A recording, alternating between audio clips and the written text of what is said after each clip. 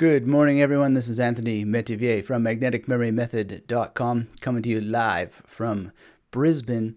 And something very exciting that's going on right now is if you look up there, there's a special link /SRF. That's Speed Reading Fundamentals. And we're doing a special live webinar for you, Jonathan Levy and I. So make sure you go to magneticmemorymethod.com /SRF. I'll post that link for you. Siraj is here. Hello, Siraj.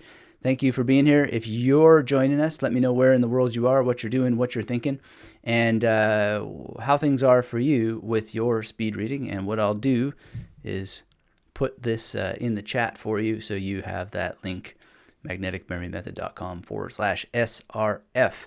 And it'll show up all over the place. I guess it's showing up there in Facebook. But in any case, join us and enjoy.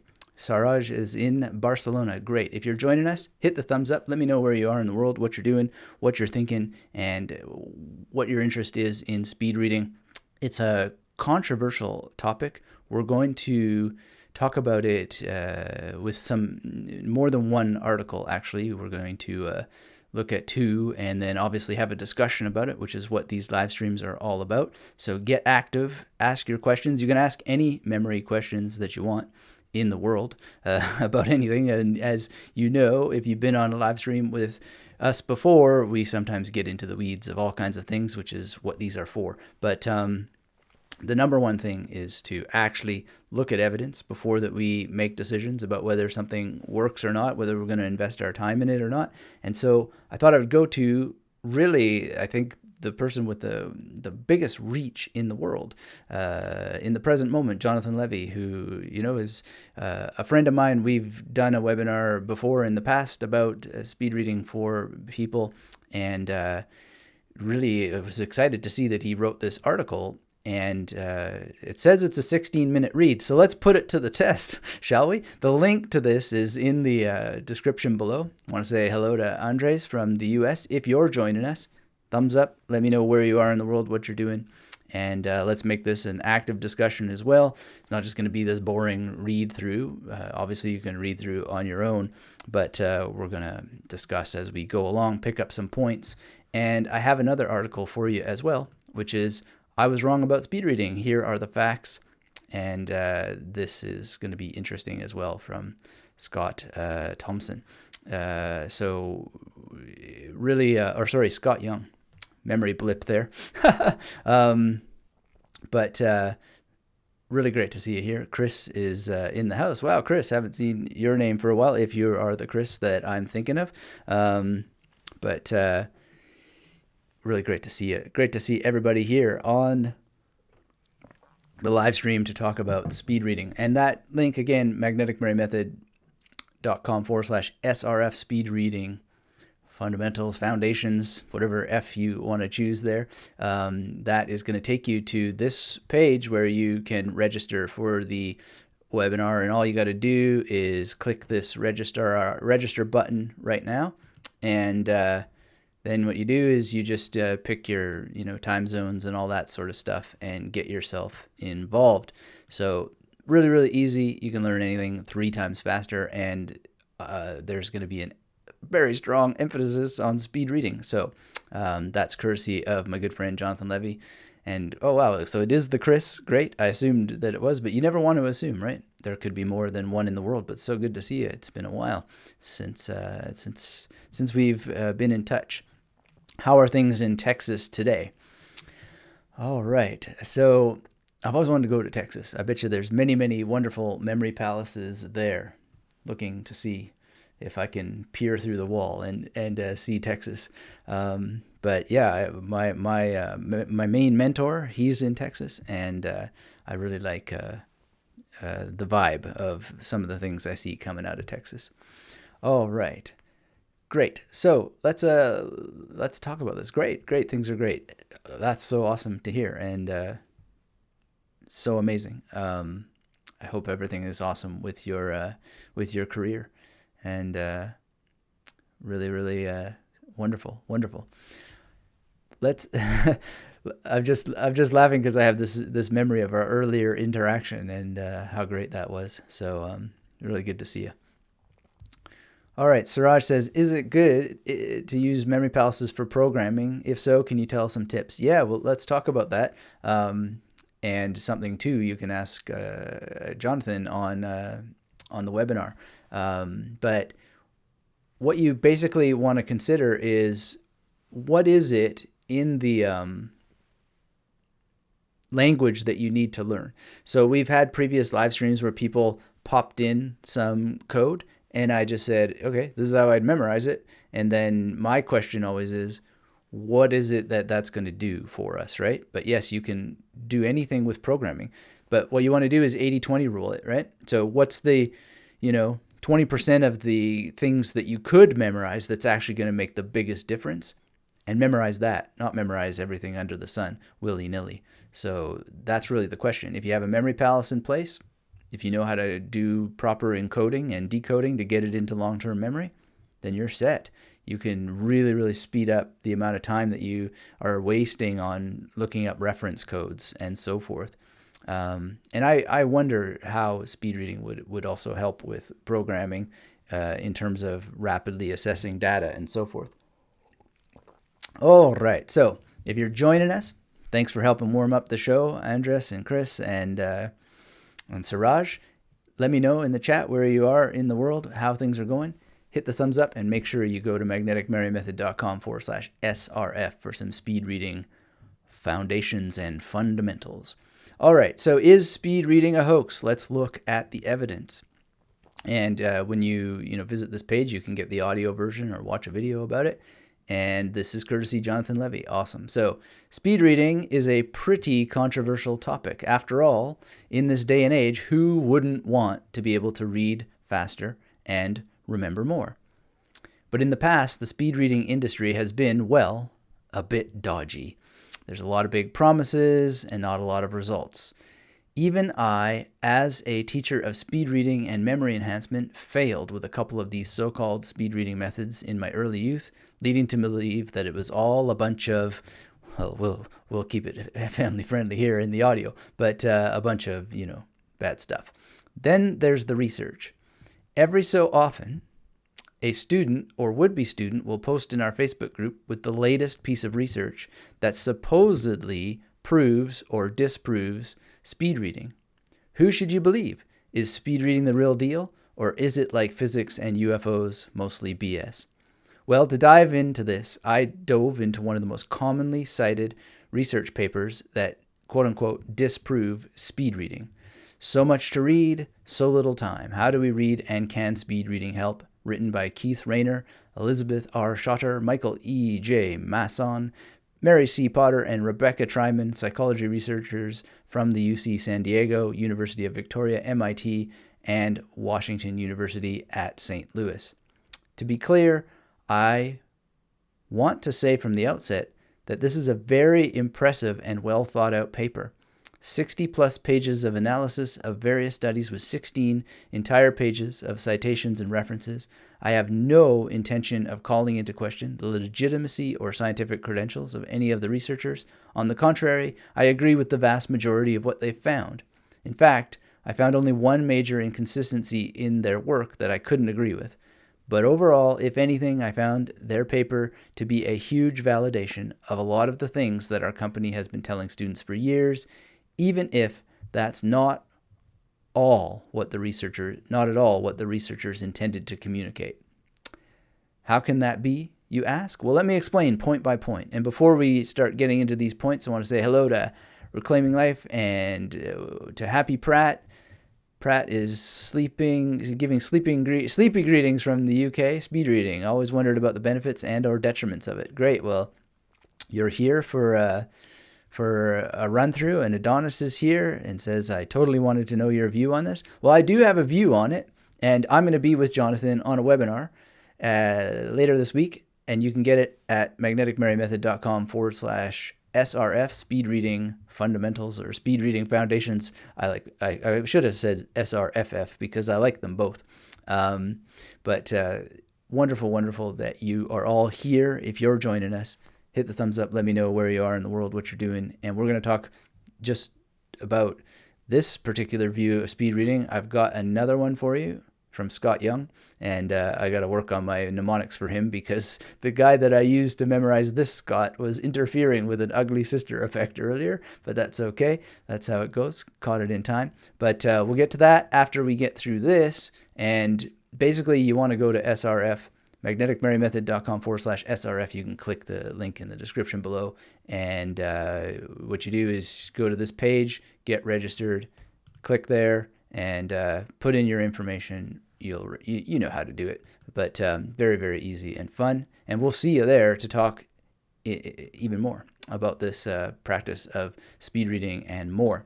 All right, so let me explain point by point how it can be, just to riff on what he was saying, to catch us up to speed, how it can be that Jonathan Levi, a world-renowned expert in speed reading, can agree with a paper and agree with most of what's in a paper that supposedly debunks speed reading.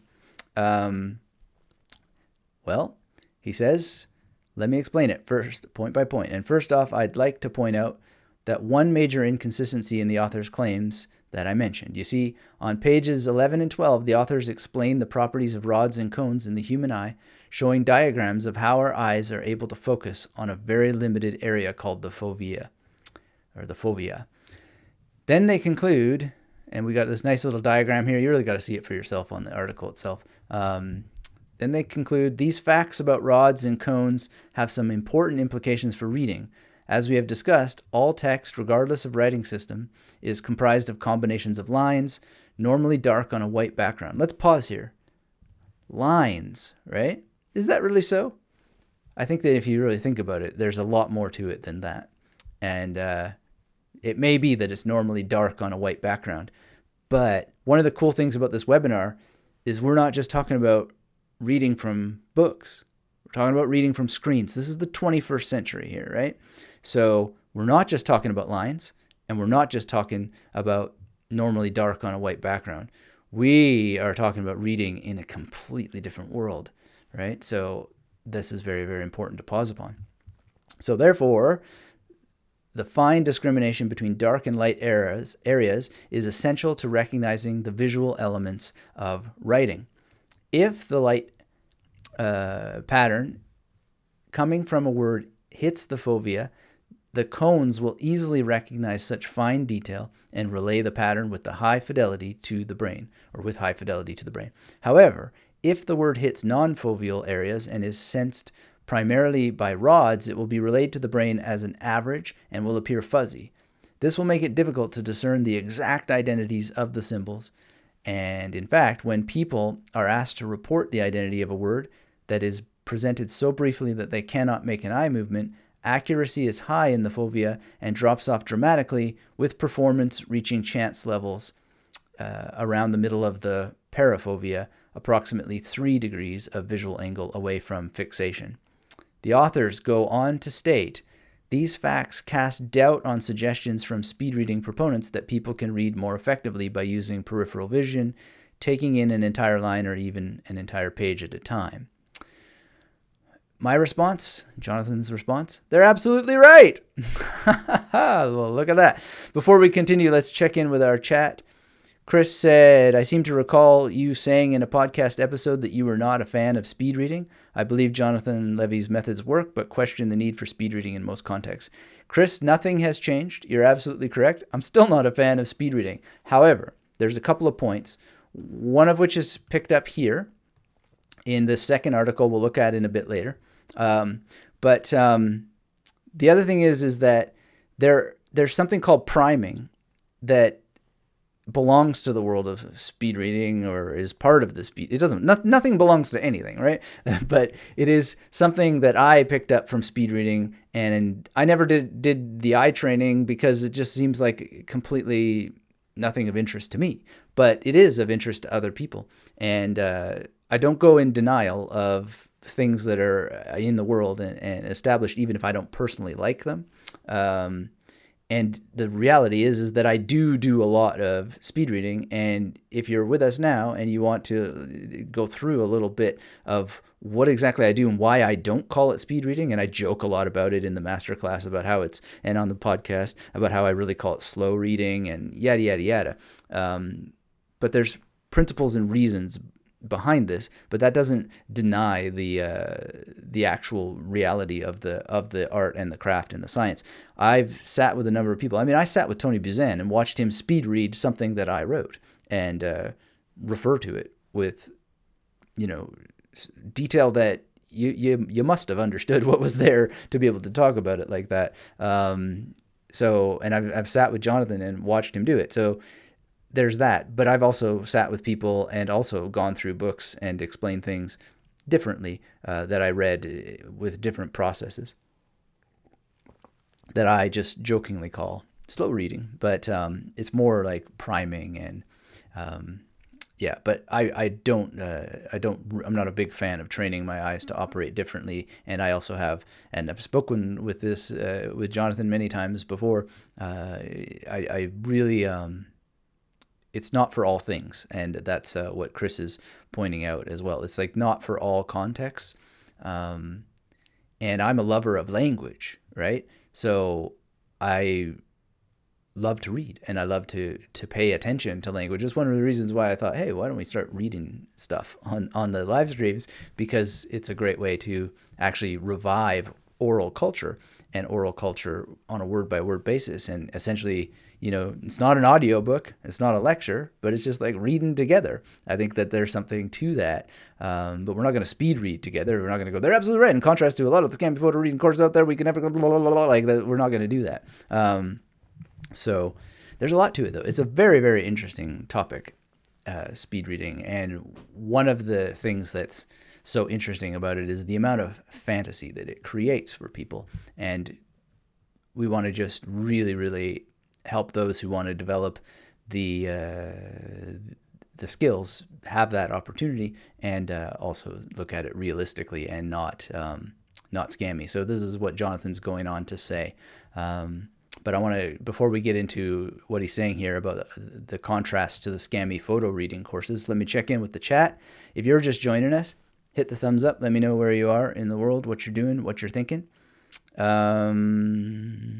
So Bernie says he's also wondered what your thoughts on SRFR.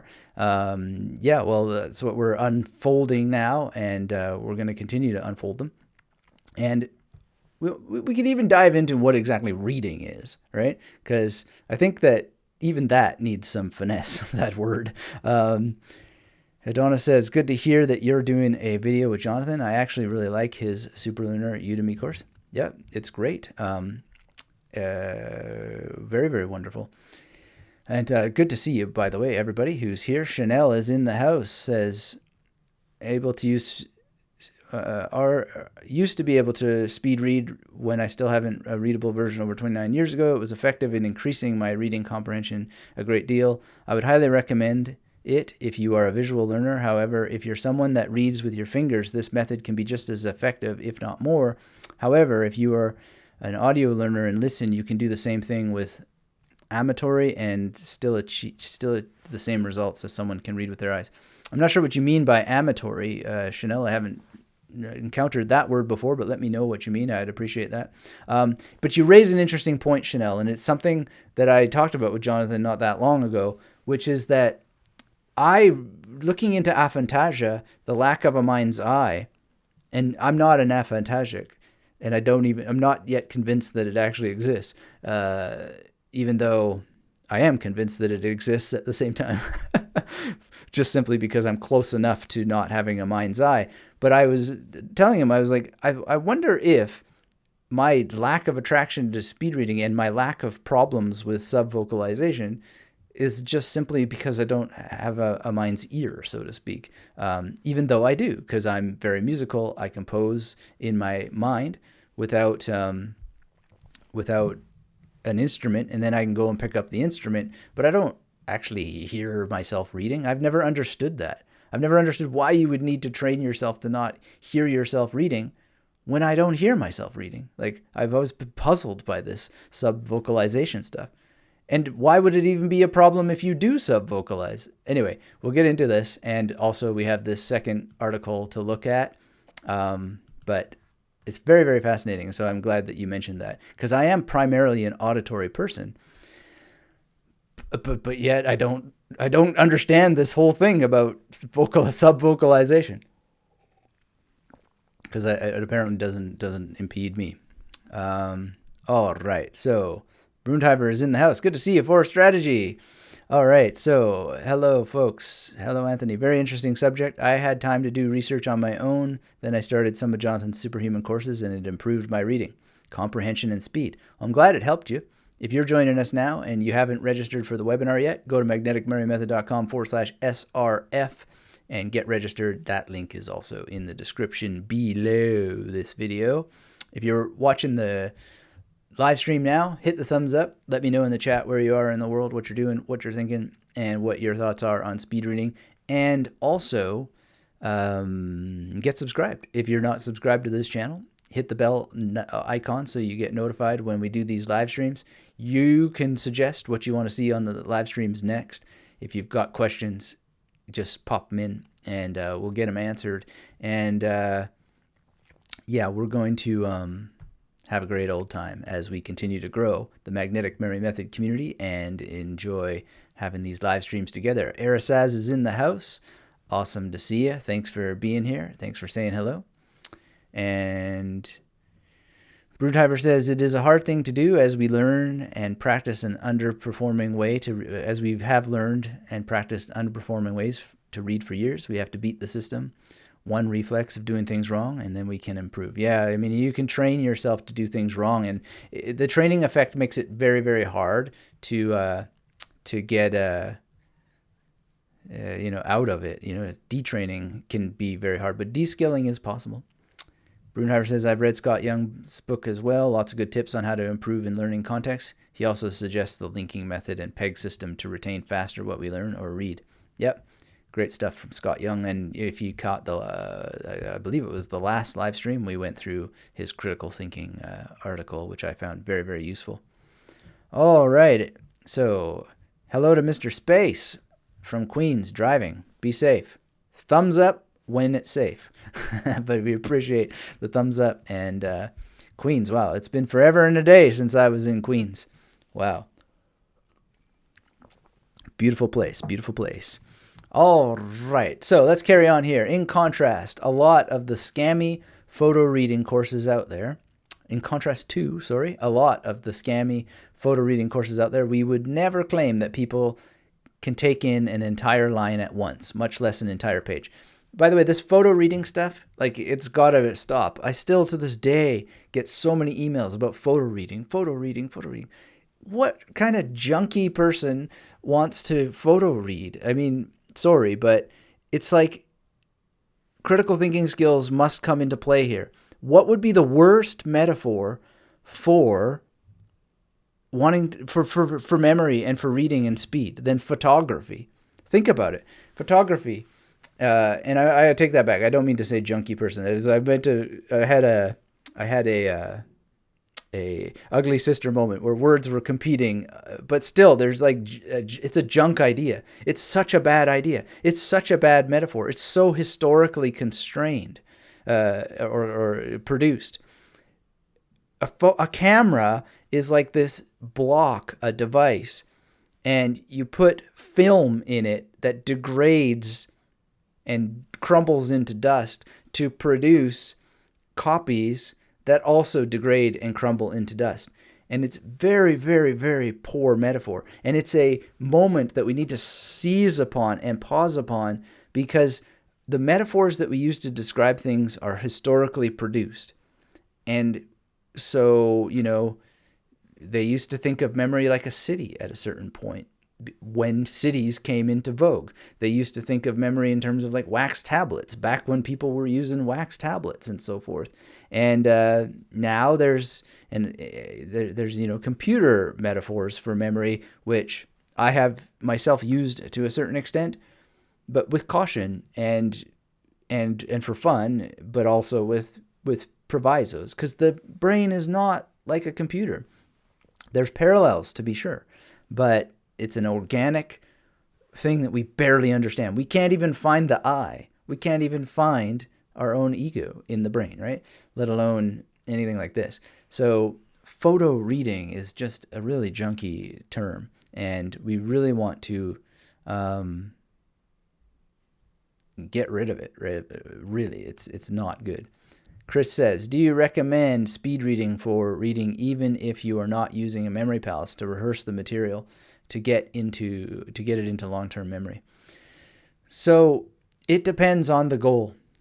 Everything depends on your goal. And there's many, many examples of books that can be quote unquote sped read, or what I call slow read, which is, you Chris have the masterclass. So all of this is in the course called the Master Plan. And I cover it and show why that it's so fast to read this way. But it's always dependent on the goal. It's always dependent on what we're trying to do and how we're trying to do it. So, for example, let me get a prop here. Oh, I can speed read this stuff, right? And if I don't want to memorize any of it, then I don't need a memory palace. I don't need to do linking. I don't need to do any kind of encoding or anything like that. I just speed read it, right? But if I want to memorize it, then I'm going to actually, use a different kind of reading, and I'm going to use a reading that's going to enable me to have a lot of memory power as I go along. And maybe still a memory palace wouldn't be involved necessarily for all things. We really want to pick our battles, make our choices. But I would recommend experimenting and figuring out, what you want to do. And incidentally, depending on what you're doing, there's just ways to use the pages of books as memory palaces in and of themselves. But it depends on your goal. It depends on the volume of information. It depends on, what it is that your outcome is.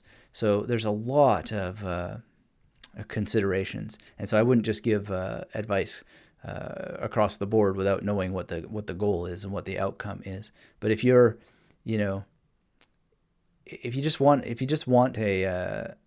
overview of a book, then there's a lot to that. But the kinds of things from speed reading that I've benefited from, they're not to be used when you just want a general overview. They're used for when you want to actually, have the contents of those books in your mind and really, really dive in and dig in deep. All right. So I hope that answers the question. And if you have more around that, by all means, please pop them in.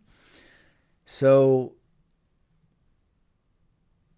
the claim here is that no one would ever take in an entire line at once, much less an entire page. So where's the inconsistency then? Well, as mentioned above, the authors claim that anything outside the foveal area of the eye, the central focus point of the eye, words are fuzzy and difficult to discern.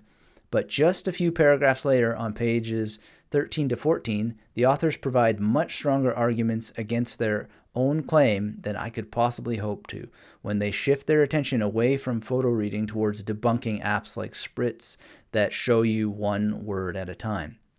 I'm tempted there to use the German Spritz, Spritz, that show you one word at a time. In this argument, the authors claim that these apps don't work because they don't allow you to see the context of the other words around the word you're reading, even if those are words you would skip as a reader, as a speed reader. To quote, "Importantly, just because a word is skipped does not mean that it was not processed at all. All major theories of reading posit that word skipping is based on at least partial recognition of the word from information obtained in parafoveal vision and/or expectations about the word's identity.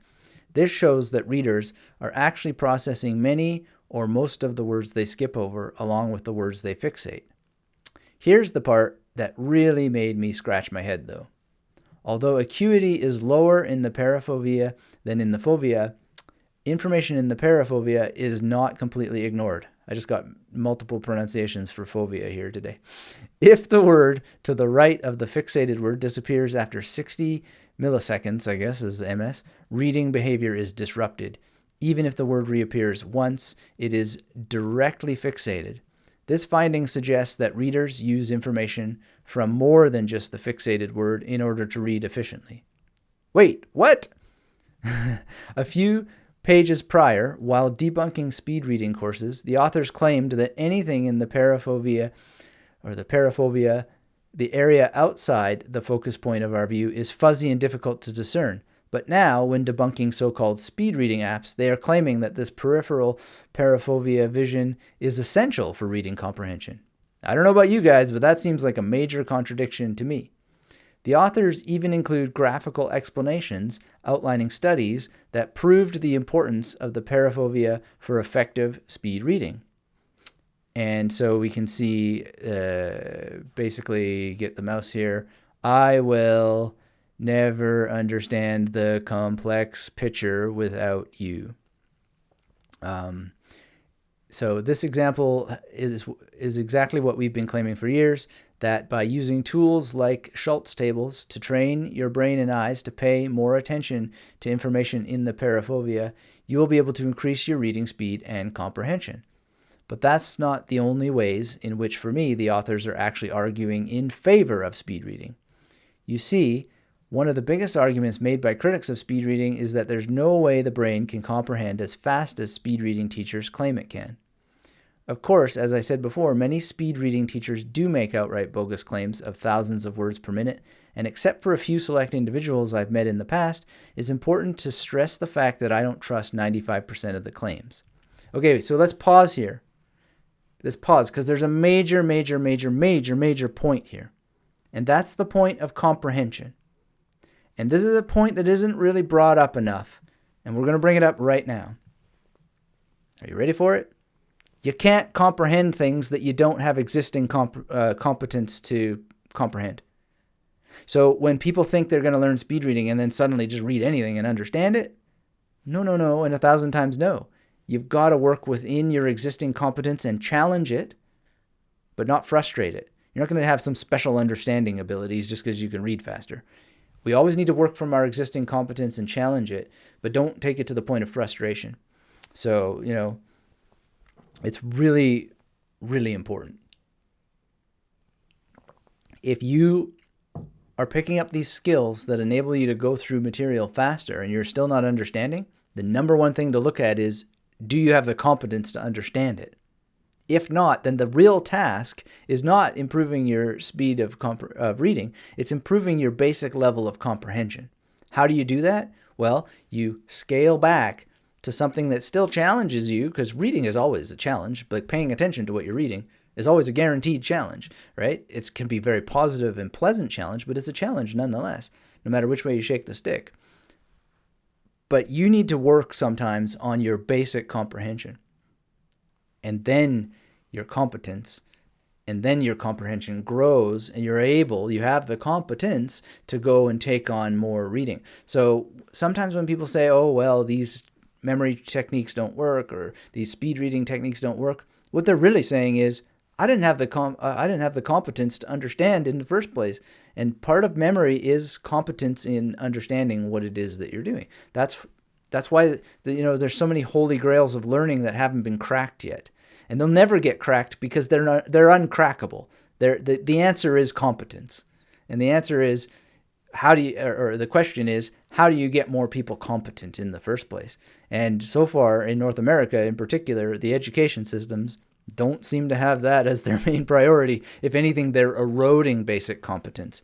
And I was never so afraid in my life when I became a university professor and started to see the level of writing that I saw in the world out there. Number one skill really is reading and writing, right? The ability to put things into writing, because your laws are written in writing. And as long as laws are written in writing, you will not participate in your own governance unless you can write as well as the law is written. Most people don't think of it that way, but it's absolutely true, 100% true. And that's one of my missions with Magnetic Memory Method, is to help people become more competent so they can participate in how that they are actually govern themselves, right? It's otherwise, what are you looking for? You're just looking to be dominated by the evil Dr. Forget. They don't want you to have basic competence, it seems. I'm not gonna play the game of the royal they, but it does seem like that, because the collusion that's going on with software companies right now, and all kinds of antitrust, or what appears to be antitrust situations and so forth, and the dumbing down of culture, the character restrictions and so on, is just getting to be, it doesn't even matter if there's a conspiracy behind it. Who cares if there's a conspiracy behind it or not? It's happening. It's happening. Digital amnesia is real. And people are whining and whinging and complaining about their inability to focus when they themselves are addicted to the very thing that is ruining their focus. And they are willfully surrendering their minds to the devices because of convenience. And convenience is a very, very poisonous thing sometimes, So it can be convenient to have groceries delivered to your door, but it can be very, very inconvenient that if you don't use your muscles in your body to go and get groceries, that you start to have atrophy and then you die. And it's the same thing with our minds. As character counts get more and more restricted, and they're forcing us to describe things in smaller and smaller ways, our minds and our imagination and our ability to actually engage in the wide field of information is going down and down and down to even comprehend. So the competence levels go down and down and down. We have incompetence so badly now that apparently young people are just killing themselves because they don't get a response on Instagram. What? I mean, this is insanity. These people should not be worrying about getting a response on Instagram. They should be worrying about whether that they can describe something powerful and interesting and important in the world, so that they can participate in their own governance.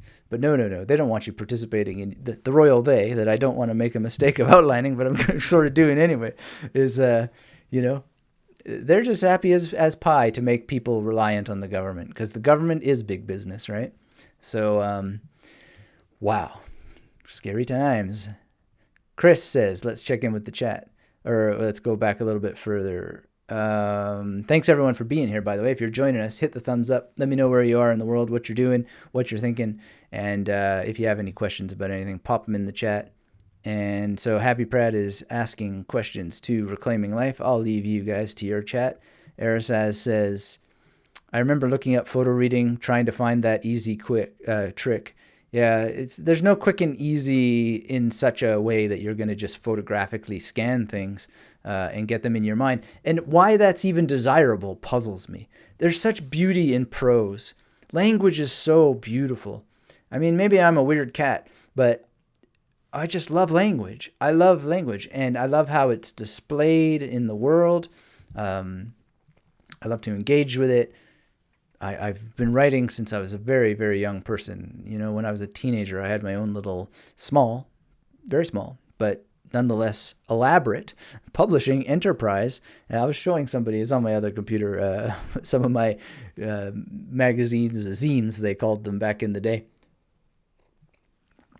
Sent those things all over the world. Used to go to cut and paste conventions, and Broken Pencil was a magazine in Canada that aggregated together a lot of the little zinesters, and you could have your listing in there, and I'd get letters from people, and they'd be like, yeah, we want to get your zine. And I don't know, we'd send $2, back when there were $2 bills in Canada, send $2 through the mail to pay for postage, and just photocopy some more stuff and just write all kinds of stuff. It was amazing. It was a lot of fun. Martin's in the house. Hello, Martin. Good to see you. David is here also.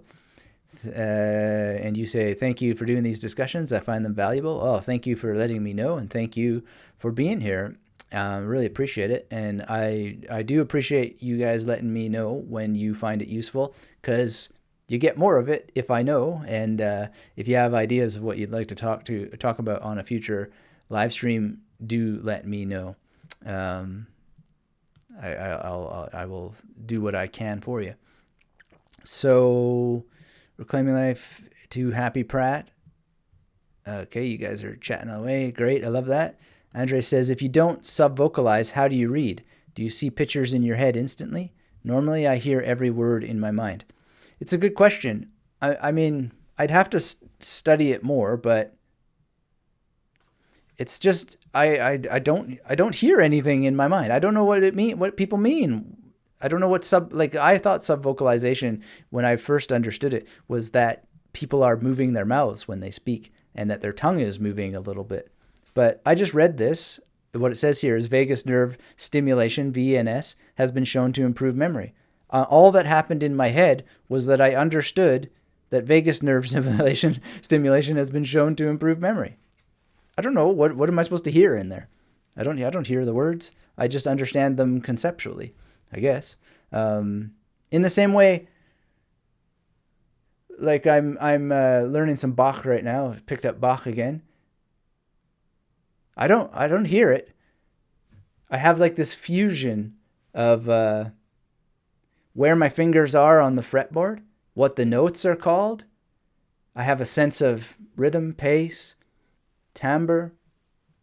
I don't hear Bach, but I can instantly go dun dun dun dun dun dun dun dun dun dun dun dun dun dun dun dun, you know. But I'm not hearing anything in my mind, so I don't know what it means to hear things in your mind. But thanks for that question, Andres. Chris says, I agree with you, but wait, let me pause on this. When I dream, I sometimes hear music, and then I can also pick up the guitar and play it. I actually have a song that I made or better said, a dream made in me. And when I woke up, it was still there, but I won't get the guitar to play it. But anyway, it's quite a nice song. I think you'll like it. Okay, Chris says, I agree with you that speed reading is a useful tool and skill. I also want to express my appreciation for your thoughtful focus on the human side of Superhuman. Great, thanks for that, Chris. Yeah, I'm all about human because here's the thing. I'm not anti-tech. I'm not a Luddite. I'm not worried about a lot of AI concerns that people have. What I'm more worried about is the relegation of our rights and privileges and freedoms to algorithms in ways that we won't be able to backtrack. And we're already seeing all kinds of problems that we don't need to dwell upon right now unless you guys want to get into it and speak about specific things.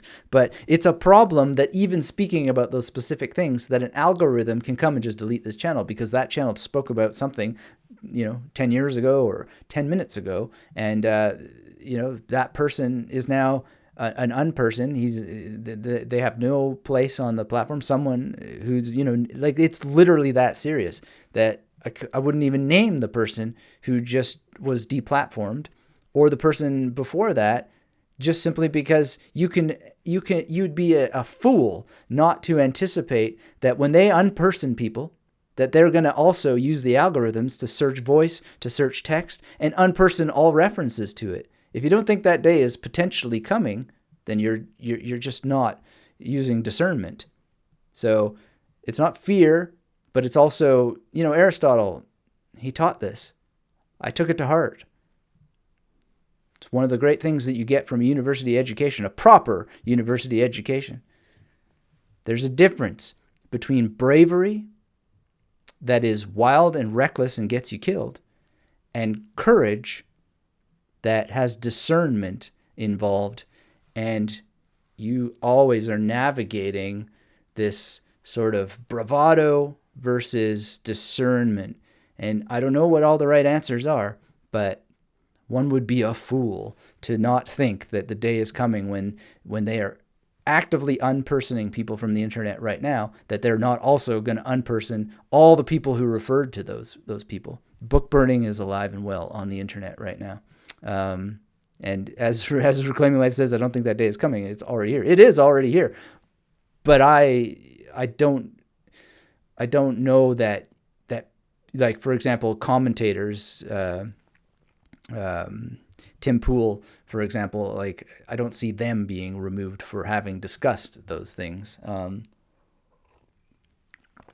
But the day could come. That's the future day that I'm referring to.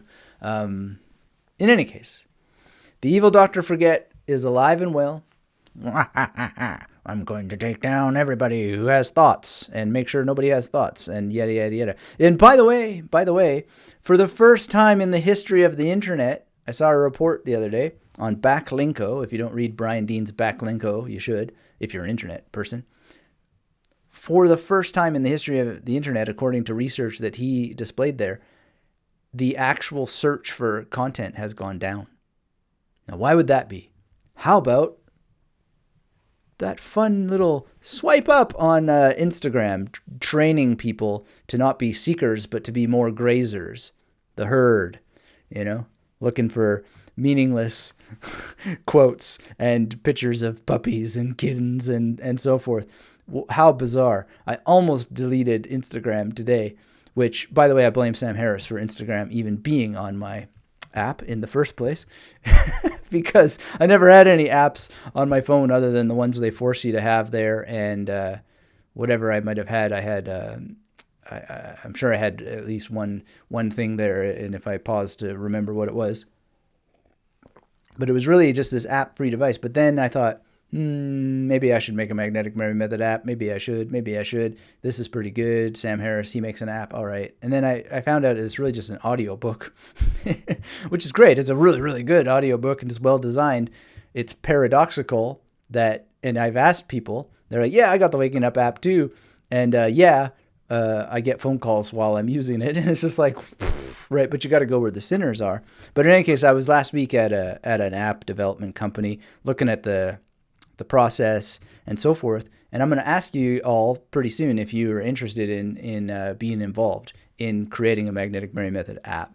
But in any case, I started to do an in-depth study of apps, how to create them, how to actually do the research in multiple ways. I took a course on creating apps, what's involved, both from the technological perspective, the audience perspective, developing things for humans to use, testing processes and phases, then all the things involved in getting it into the marketplace, funding, etc., etc. So I'm feeling well versed in how all this needs to get done. And I've done research by going through more apps than I ever wanted to. And I don't think I'm going to save the world or anything like this with a new special memory trading app. But I think that it's very, very obvious what is missing from all the initiatives that are out there. There's a lot of bunk out there, a lot of crap. And they're making claims that are egregiously false and never going to get you anywhere. But the question is, there's a lot of effort that would go into creating it, but will people want it? Will people use it? Because what really works is attractive sometimes to the smallest segment of society. And when an app costs this much to develop, to get it done right, and to actually work properly, and to interact with you, which is what an app should do, because there's no point in doing it if it's not going to be done well. Will people want it? Will it actually be something that can work? Or is something more like what Sam Harris is doing the proper way to do things? I'm not sure yet, but I'm doing a lot of due diligence in it, and we'll be asking you more about that, what your interest is, because I would do it for you. Not for me, because as soon as I'm done my app research, I want to delete all that stuff. But I have had fun doing a lot of investigation, working with a software, playing around, building an app, etc., etc. But it's a problem. It's a problem.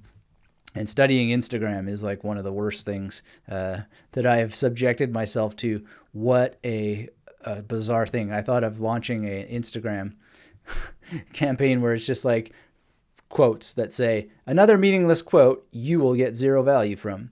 Another quote that has nothing for you to understand. But I'm not going to do it. But it would be pretty funny. All right. So thanks for being here, Chris. Let me check in with the chat. Andrea says, where do I find this article by Jonathan? The link is down in the description below. And so is the link to our webinar on speed reading. So go to magneticmemorymethod.com/SRF. It'll take you to this page. All you got to do is click this register now button. It's going to show you a little screen here that you select your time zone and so forth. So I'm in Brisbane. Gotta change all the stuff, put in your email and your name and all that jazz.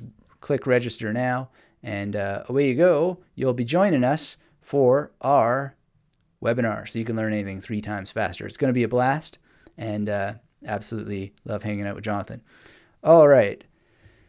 Claiming Life says, that's maps of meaning wisdom there about working within and a bit beyond for the challenge of your existing competence. Absolutely. Although I would just say it's in maps of meaning, but it's been in philosophy forever and a day.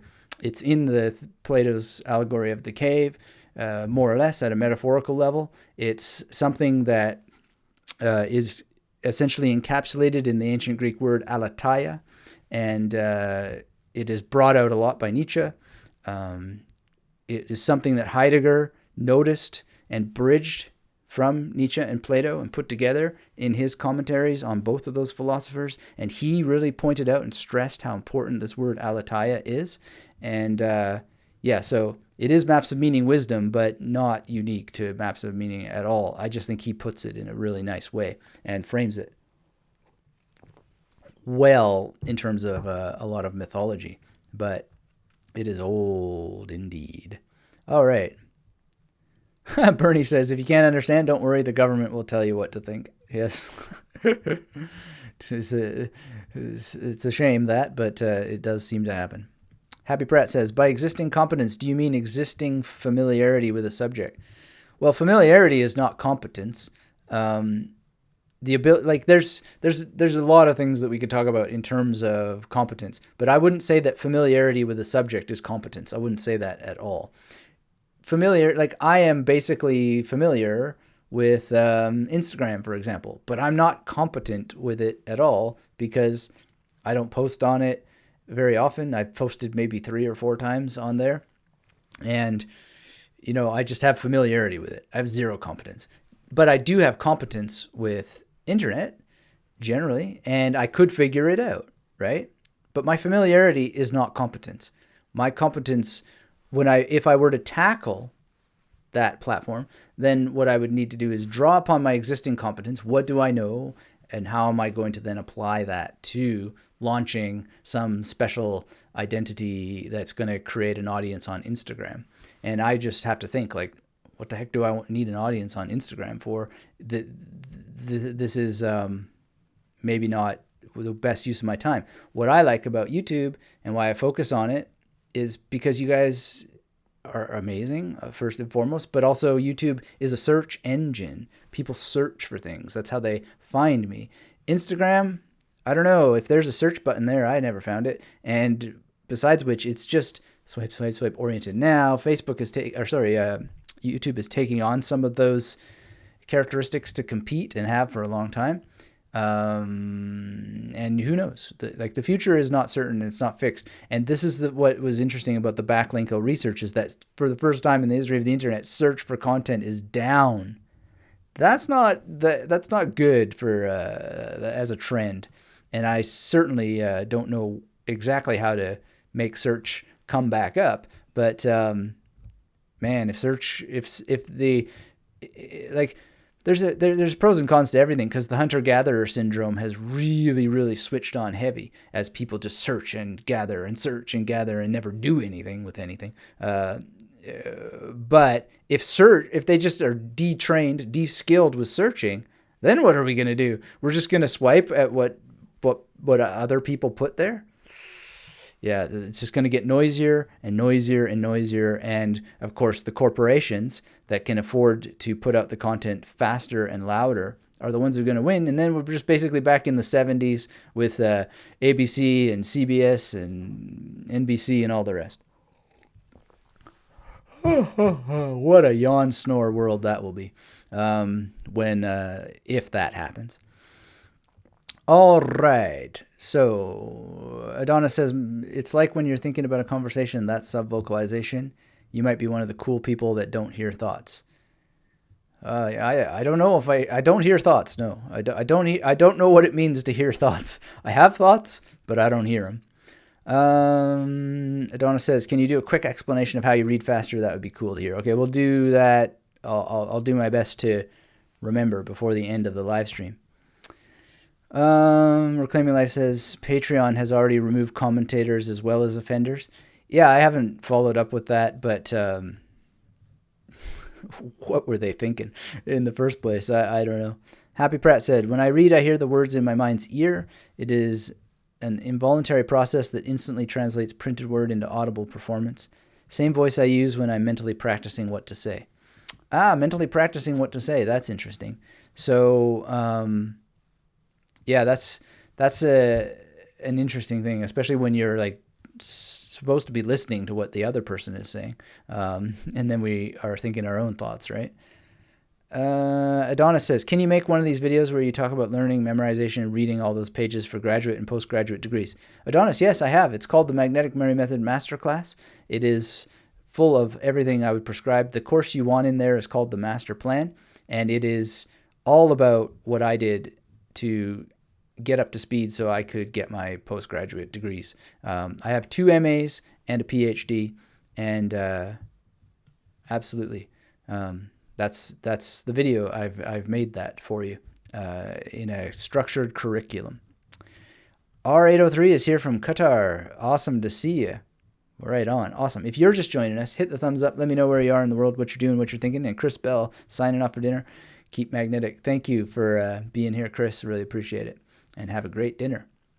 All right. So let's carry on here.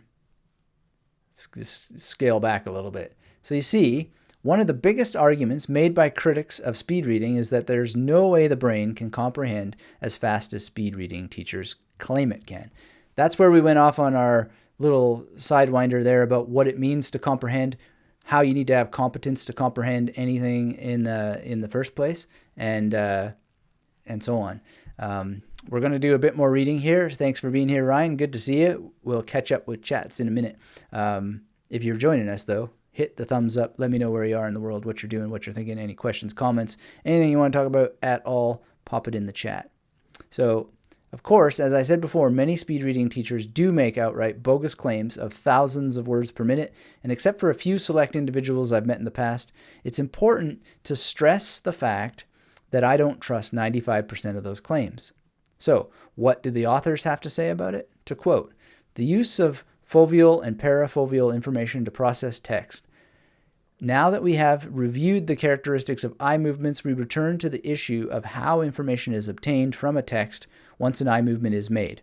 Visual perception occurs very rapidly, so rapidly, in fact, that if a word disappears completely after only 60 milliseconds of directly looking at it, reading behavior is unaffected.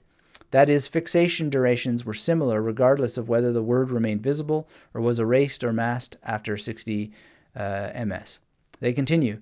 These findings suggest that visual perception takes up only a small fraction of fixation durations, leaving time for higher level cognitive and linguistic processing to occur before the decision of when to move the eyes next.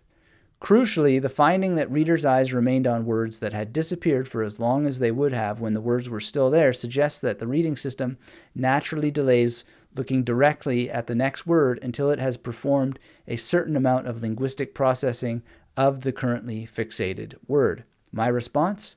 Again, they're absolutely right. And we've been telling people this for years, too.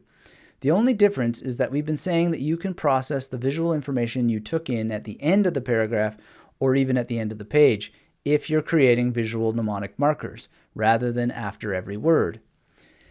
Like doing all of your laundry at once instead of one sock at a time, this is a method of batching the processing and comprehension, and as we've said from day one, it's only possible by learning advanced memory techniques to overcome the limits of short-term memory. But more on that later. Next, we have another claim that I completely agree with. When a word falls within the perceptual span, it can be perceived but not necessarily fully identified. In fact, the area from which words can be identified, the word identification span, is much smaller than the perceptual span. The word identification span is about 7 characters to the right of fixation in English, and thus, with normal text, there is a small window comprised of the currently fixated word and 1 or 2 words to the right within which words are identified. The perceptual span is a larger window used to perceive the visual layout of the text, where the words and spaces are in writing systems that have spaces in order to plan eye movements. The final aspect about the perceptual span that we should point out is that readers do not access any information from the lines above or below the line currently being read. This is important because it is inconsistent with the speed reading claim that someone can read an entire page at once. Why, yes, Jonathan says, I agree. Not just with the fact that you cannot read multiple lines at once, but also the authors themselves make the point that our perceptual span is wider than just the word we're reading. In fact, it includes about 7 characters to the right, in other words, another word or two. Funny enough, that's almost exactly the claim we make in our speed reading trainings. By now, you might be starting to think that we had a hand in funding this research paper. I like that. But the list of vindicating findings goes on and on. And so here we have a diagram of the boundary paradigm. The vertical dashed line represents the location of the boundary, which is invisible in the experiment. When the reader's gaze, represented by the gray circles, crosses this location between the third to last and second to last lines, the preview word changes to the target word. So the general finding from studies using the boundary paradigm is that readers obtain parafoveal preview benefit. That is, they are faster to read the target when the preview was identical to the target than when the preview differed from the target. The boundary paradigm allows researchers to manipulate the nature of the relationship between the preview and target in order to gain more detailed information about exactly what type of information causes the preview benefit. We now turn to studies that have addressed the issue, which is important in the context of speed reading technologies that present one word at a time and that do not allow for parafoveal preview. So Jonathan says, describing an experiment where readers are not able to preview the text to the right of what they're currently focused on, the authors state, the general finding from studies using the boundary paradigm is that readers obtain parafoveal preview benefit. That is, they are faster to read the target when the preview was identical to the target than when the preview differed from the target. Of course, there are some caveats. The research being cited did show that people can't fully recognize words to the right of the word they're fixated on unless the words are short, and this is in line with our claims. In our courses, we suggest 3 fixations on a normal page, which usually has about 8 to 10 words, or in other words, that your fixations will only see a maximum of 3 or so words each. The list of supporting evidence goes on and on. So here's a diagram that is used in the speed reading course that Jonathan has, which, by the way, you can join our webinar by going to magneticmemorymethod.com/SRF, and you can just click the link that's in the description below to get all sorted with that. And we'll look forward to seeing you there. And I'm going to grill him on some questions, so make sure you're there. So in our courses, we suggest 3 fixations on a normal page, which usually has about 8 to 10 words. So let's see here. We got 1, 2, 3, 4, 5, 6, 7, 8, 9, 10, 11, 12. So a little bit more than that. But in any case, the list of supporting evidence goes on and on. On page 30, the authors demonstrate the fact that visual word recognition is so incredibly quick and strong that it can interfere with retrieval of a competing word, the name of the color. So here's an example of the Stroop diagram. The task is to name the color of the link that the word is printed in as quickly and accurately as possible. There's actually some cool ideas that we could do with the Stroop. In any case, on page 33, they begrudgingly admit that readers are able to comprehend even while saying nonsense words out loud to reduce subvocalization, the little voice you hear in your head when you read, but found that for combining concepts together, they weren't as good, which is why we advocate the pausing and reviewing concepts at the end of each page and chapter. Now, on the note of subvocalization, it's important to note that we do not claim you can completely eliminate subvocalization, but rather that it should be reduced. Our only claim is that you don't need to read a large portion of the words in your head, and this was found to be true even in their research, which found that based on whether the word is a homophone or not, it may or may not be subvocalized. So I know what you're thinking. Wasn't this supposed to be a research paper debunking speed reading? Where is the criticism here? Well, let's get on to that after we catch up with our chat here. Adonis says he will look into the Magnetic Memory Method Masterclass, going for his master's in health informatics. Great. So a lot of people in health take the masterclass. And Reclaiming Life says that the masterclass is definitely worth it, in all caps. Thank you for that, Reclaiming Life. Really appreciate it.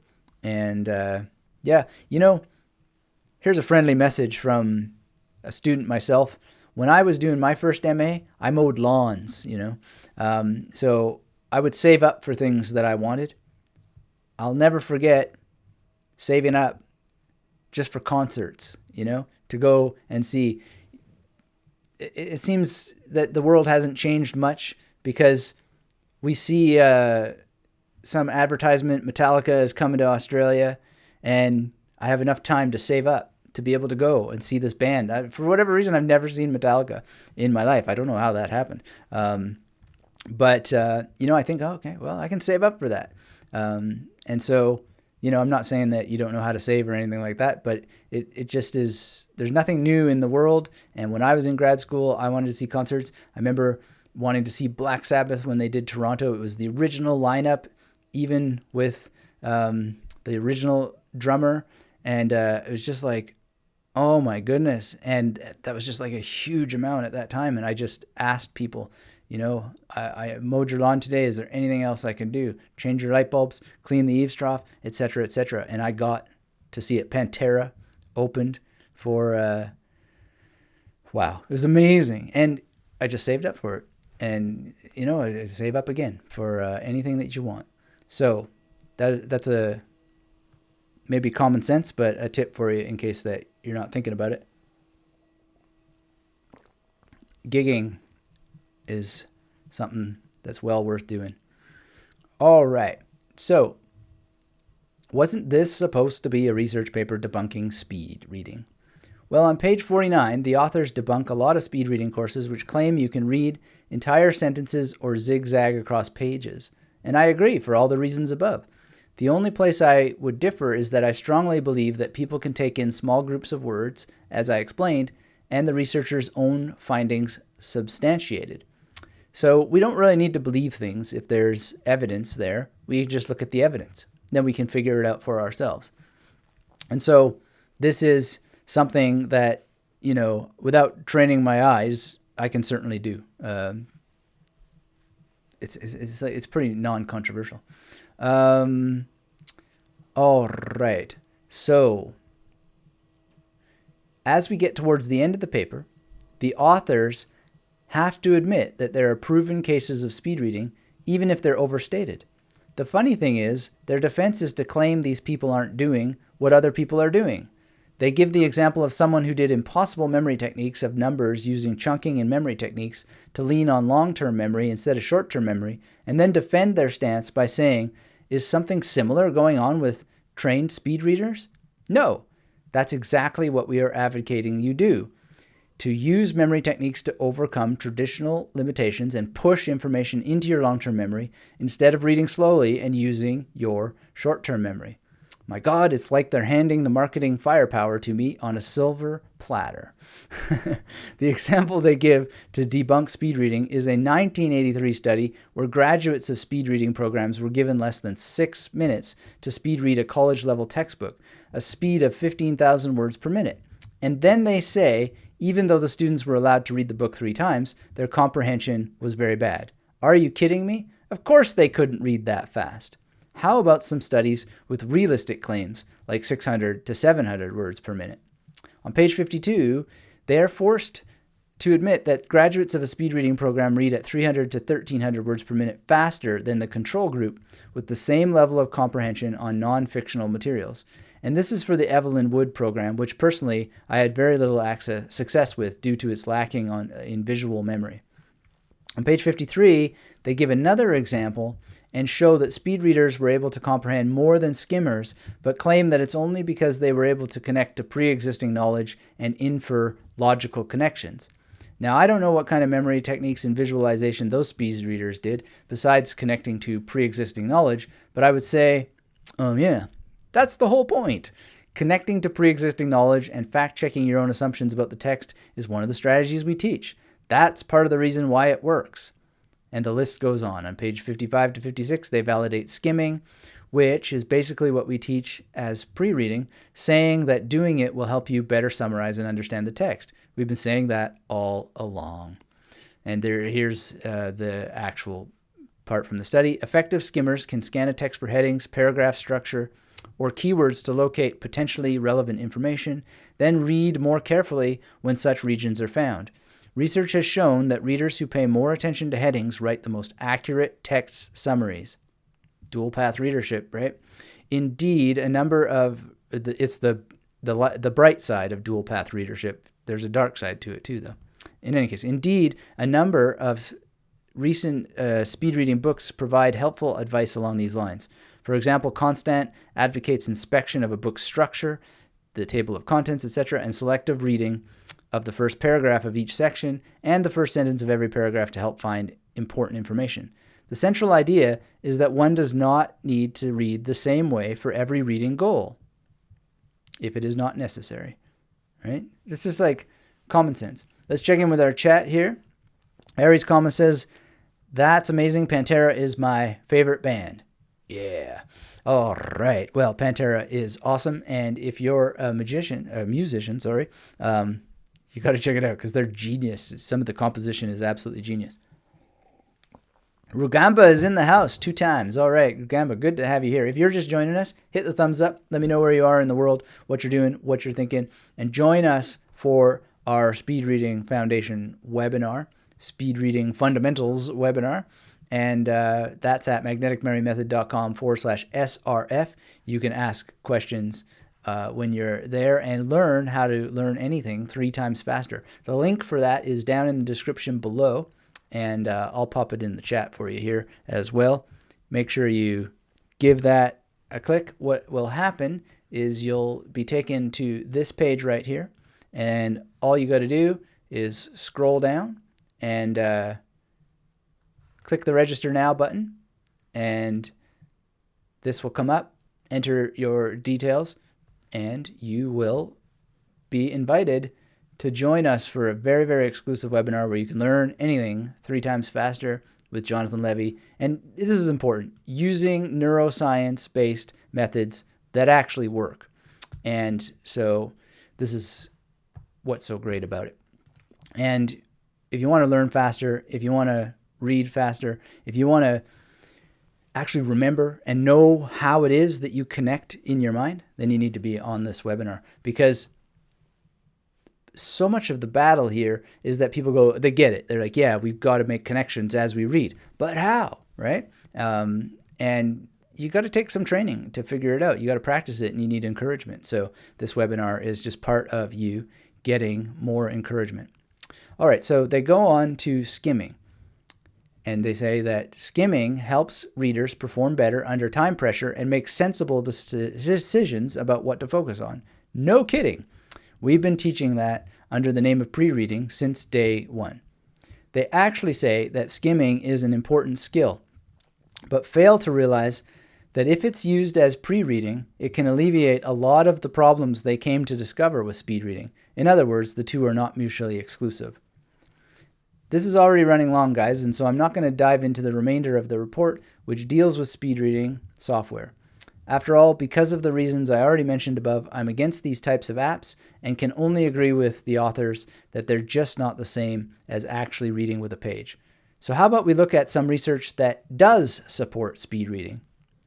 Who here would like to see some of the research that does support speed reading? Let me know in the chat as I pour some water here for myself if you're excited to look at some of the research that does support speed reading. Although noting, as Jonathan notes, so much of that previous research also does support speed reading. Let me know in the chat if you are ready to dive deeper into this topic. And Michael, I'll catch your question here in a second. Maybe you can tell me, Michael, what do you mean by drawing a line? Memory and recollection there's already a line there, right? If you remember it, you can recall it. If you want to improve recall, then you've got to focus on a couple of things. You've got to focus on your ability to actually encode information and your ability to decode it. And those are two practices that are related at the hip, but they involve different exercises, different steps, different processes. And anybody can do it. Adonis says he's ready for some science. That's it? Just one person? Come on, everybody. Let me know in the chat if it's safe for you, if you're ready to go through some of this science that Jonathan has prepared. Let me know, and we will carry forward. So Michael explains the differences. So what is the difference between memory and recollection? Well, just at a semantic level, memory is the thing that we comprehensively use to describe a very, very complex, multi-leveled set of processes, and recollection is itself a word used to describe within the large rubric of memory processes related to recall. So recalling things is either an intentional act or an unintended act, right? So you can say, I need to remember that person's name, right? And like I did earlier today on this live stream, I was like thinking of my mnemonic for Scott Young, who is someone named Scott Thompson. And I said Scott Thompson, which means that my recollection had what's called the ugly sister effect, where one thing is competing against the other. And then I realized my error and corrected it. It wasn't really an error, though. It's actually a sign of the strength of the memory techniques, which is kind of funny. That's how that works. That's what deliberate recall is. But then sometimes you'll just be going about your day and you'll suddenly recall something out of the blue, right? Why that happens, how that happens, I don't know. Sometimes there's serendipity involved. There's a lot of unknowns in memory. But generally, memory is just the word that we use to explain all kinds of neurological processes, and it includes both what we do to remember, what happens on autopilot to remember certain things, and then it also includes what happens to recall, intentional recall, unintentional recall, and so forth. I'm not sure what more we can do, but we can dive into autobiographical memory, we can dive into semantic memory, we can dive into all kinds of memories, figural memory, episodic memory, semantic memory, and so on. But at the end of the day, that's basically the line that I would draw. All right, Reclaiming Life is off to the races with meditation. Awesome. And enjoy. Meditation is great. Okay, so only Adonis wants some science. Wow. All right, well, I'm going to take a break then, and we'll see if we have more interest when I get back. See you in a minute. And if you are leaving us, thank you so much for joining the first part of today's live stream. I'm going to go through a second article on speed reading after I finish this one. But if you haven't registered yet, we're going to go to a break. But register at magneticmarionmethod.com/SRF. Go to this page. You'll scroll down, click register now. What'll happen is this will come up. You put in your information. You'll join us on a very, very exclusive webinar where you'll learn how to learn anything 3 times faster with Jonathan Levy and myself. And if you scroll all the way down, you'll see that I'm there. And what we're going to cover are the fundamentals of accelerated learning, how to 10x your memory, and most importantly, speed reading fundamentals. And it's going to be a blast. We always have a lot of fun, and hope to see you there. So I'll be back in a minute after my break, and hopefully we'll have more than Adonis ready to go through some science. Let me know in the chat where you're from in the world, what you're doing. Hit that thumbs up, and I'll be back in a minute. Talk to you soon.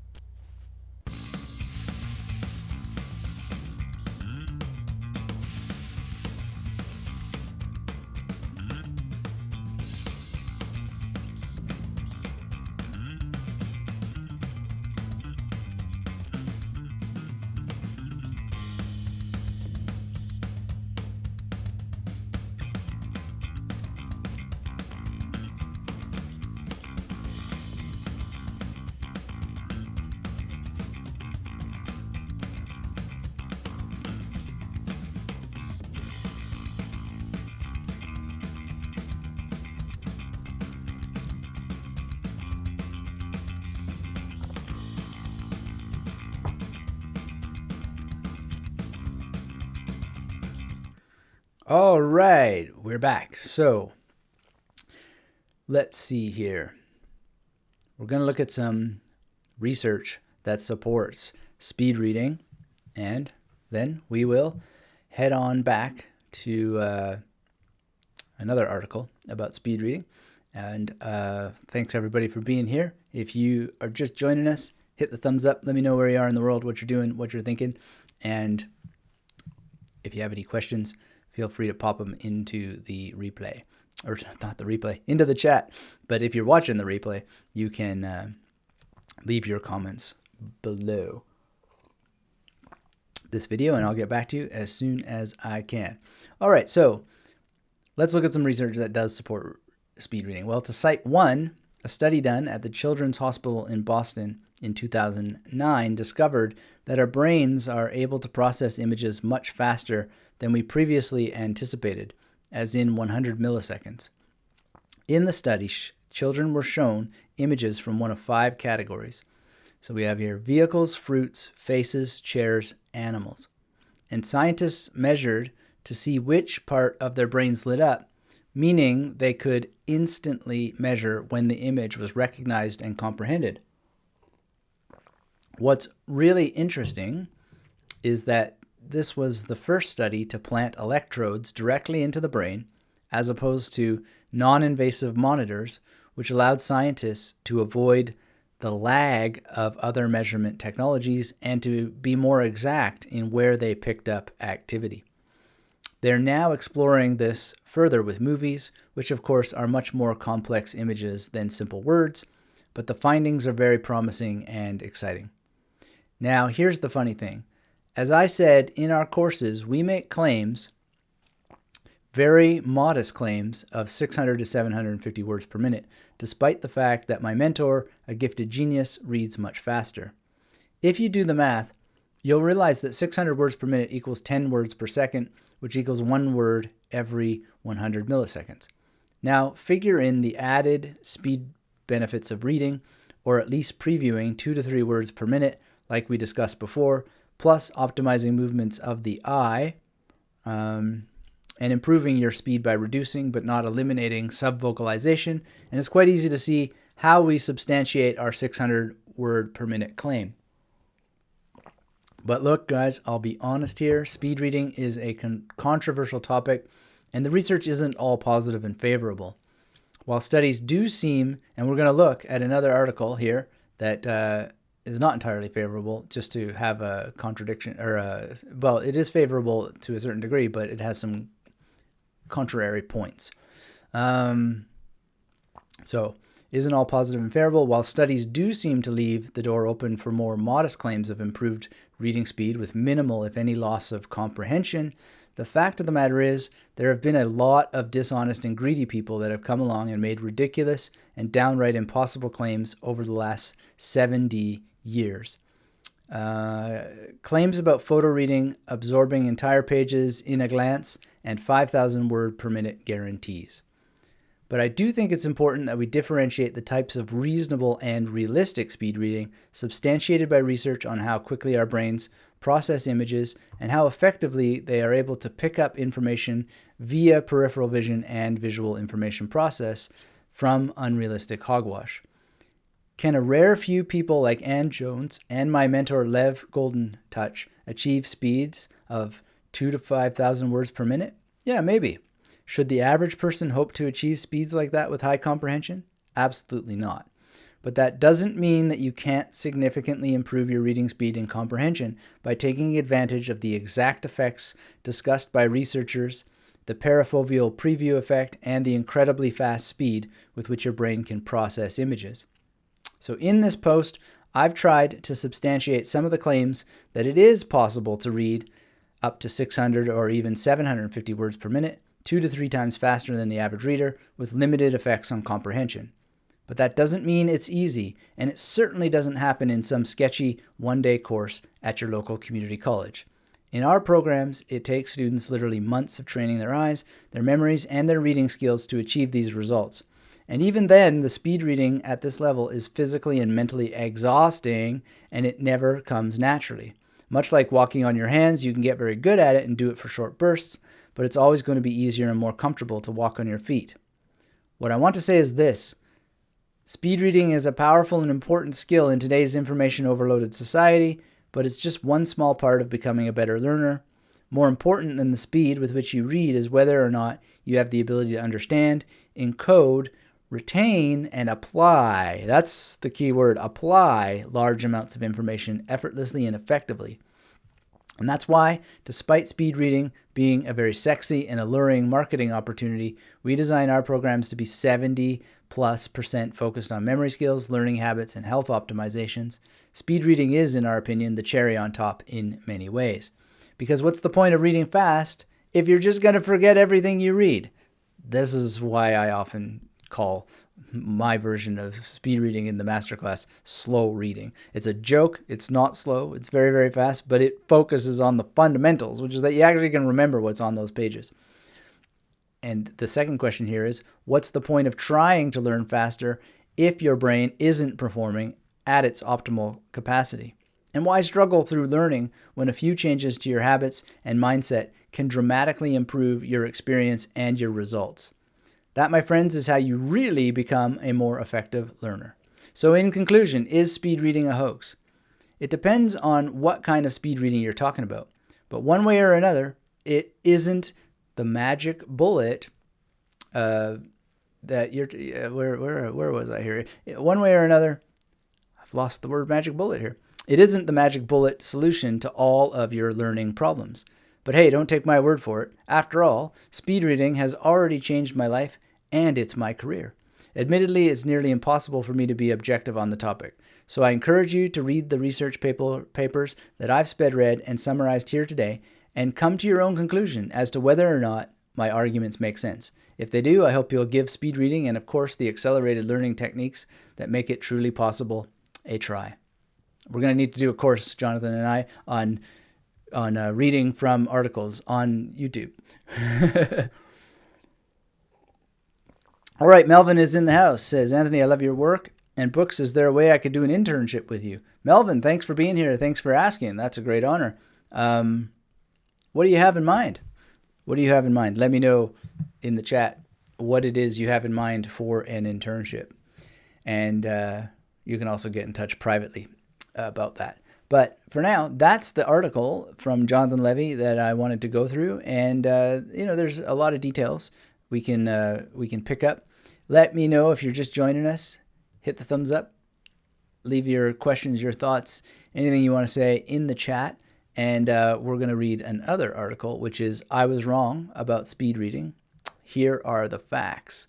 And in this second article, there's some contrary points. But before we get into that, I want to make sure you know that Jonathan and I are doing a special webinar, and you can join us by going to magneticmerrymethod.com/SRF for some speed reading fundamentals and foundations. And the link to that is in the description below this video as well, so you can just click it. And the general idea is Jonathan and I haven't done a webinar together since, well, we have for a different initiative, but we haven't done anything on memory or learning since 2015. And so it's very rare to get us together in the same webinar room. So if you'd like to join us, make sure you're there at magneticmerrymethod.com/SRF, and you'll come to this page. We're going to talk about learning anything faster using neuroscience-based methods that actually work. You're going to click this register now button, put in your details, and you'll be joining us. And this is quite unique and rare. Maybe in the future we'll do it more often, but like I said, we haven't done it for years and years now together, and really looking forward to being together. And as you'll see there, our little pictures are there together. And if they had let us put one together as a big one, we'd probably have one of our pics from when we've been hanging out. We've hung out in different places in the world and really enjoy that. So before I go on to this second article, I'm going to check in with the chat. I think I missed a couple things.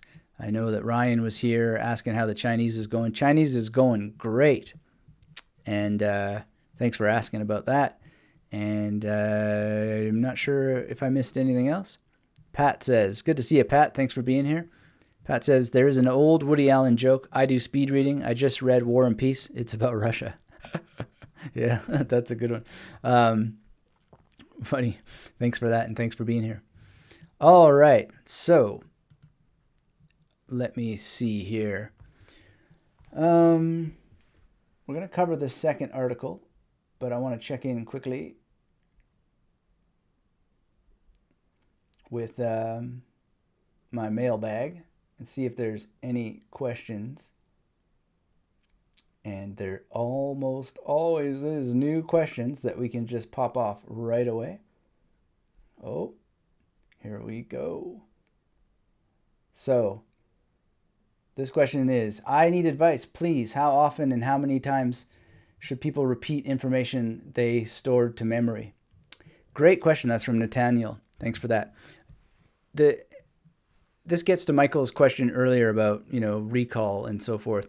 The answer is really, how good are you at encoding, and how skilled are you at decoding, and the context of the information. And there's no answer. There's no magic bullet answer, I'm afraid. But you can certainly get skilled enough to reduce the amount of repetitions that you need to do relative to the information and the context that you're embedding it in. So, in language learning, it really depends. You may sometimes need only one exposure to a different use of a word, because you're just like, whoa, that makes sense that word could be used that way. Like a quick example of that is gerade in German. So, it can mean just, for example. I just did that. And, it's just... it's just great how many different meanings it is. And when I heard another possible meaning of it, it's just, there it is. Like, you don't need to go through some big process of repeating it again and again and again. But other things can take longer and longer and longer.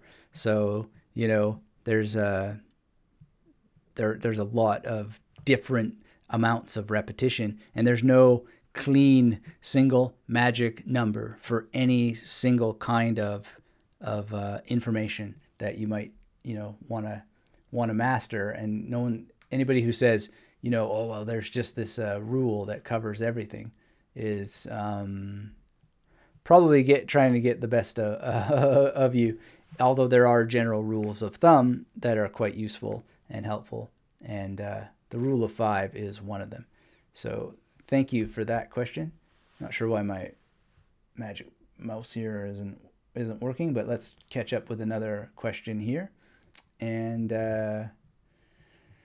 so this is a question about memorizing things from the Bible and interchanging which and that. So when you're memorizing verbatim, and you have like these finicky little words, there's a lot of considerations, and one of which is just like, which and that. They don't really have these concrete meanings, but you want to really, really consider what exactly it is that you're doing there. Like, do you have a solid image for which? Do you have a solid image for that? And are you having them interact? It's really quite simple. So I would look at your strategy and make sure that you are doing that.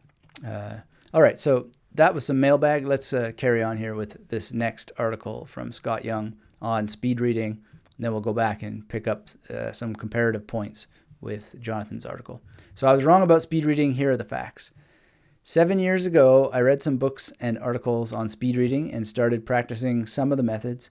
I found I was able to increase my reading speed from 450 words per minute to 900 in the drills. So I published an article entitled Double Your Reading Rate, which has since become one of the most popular on this website.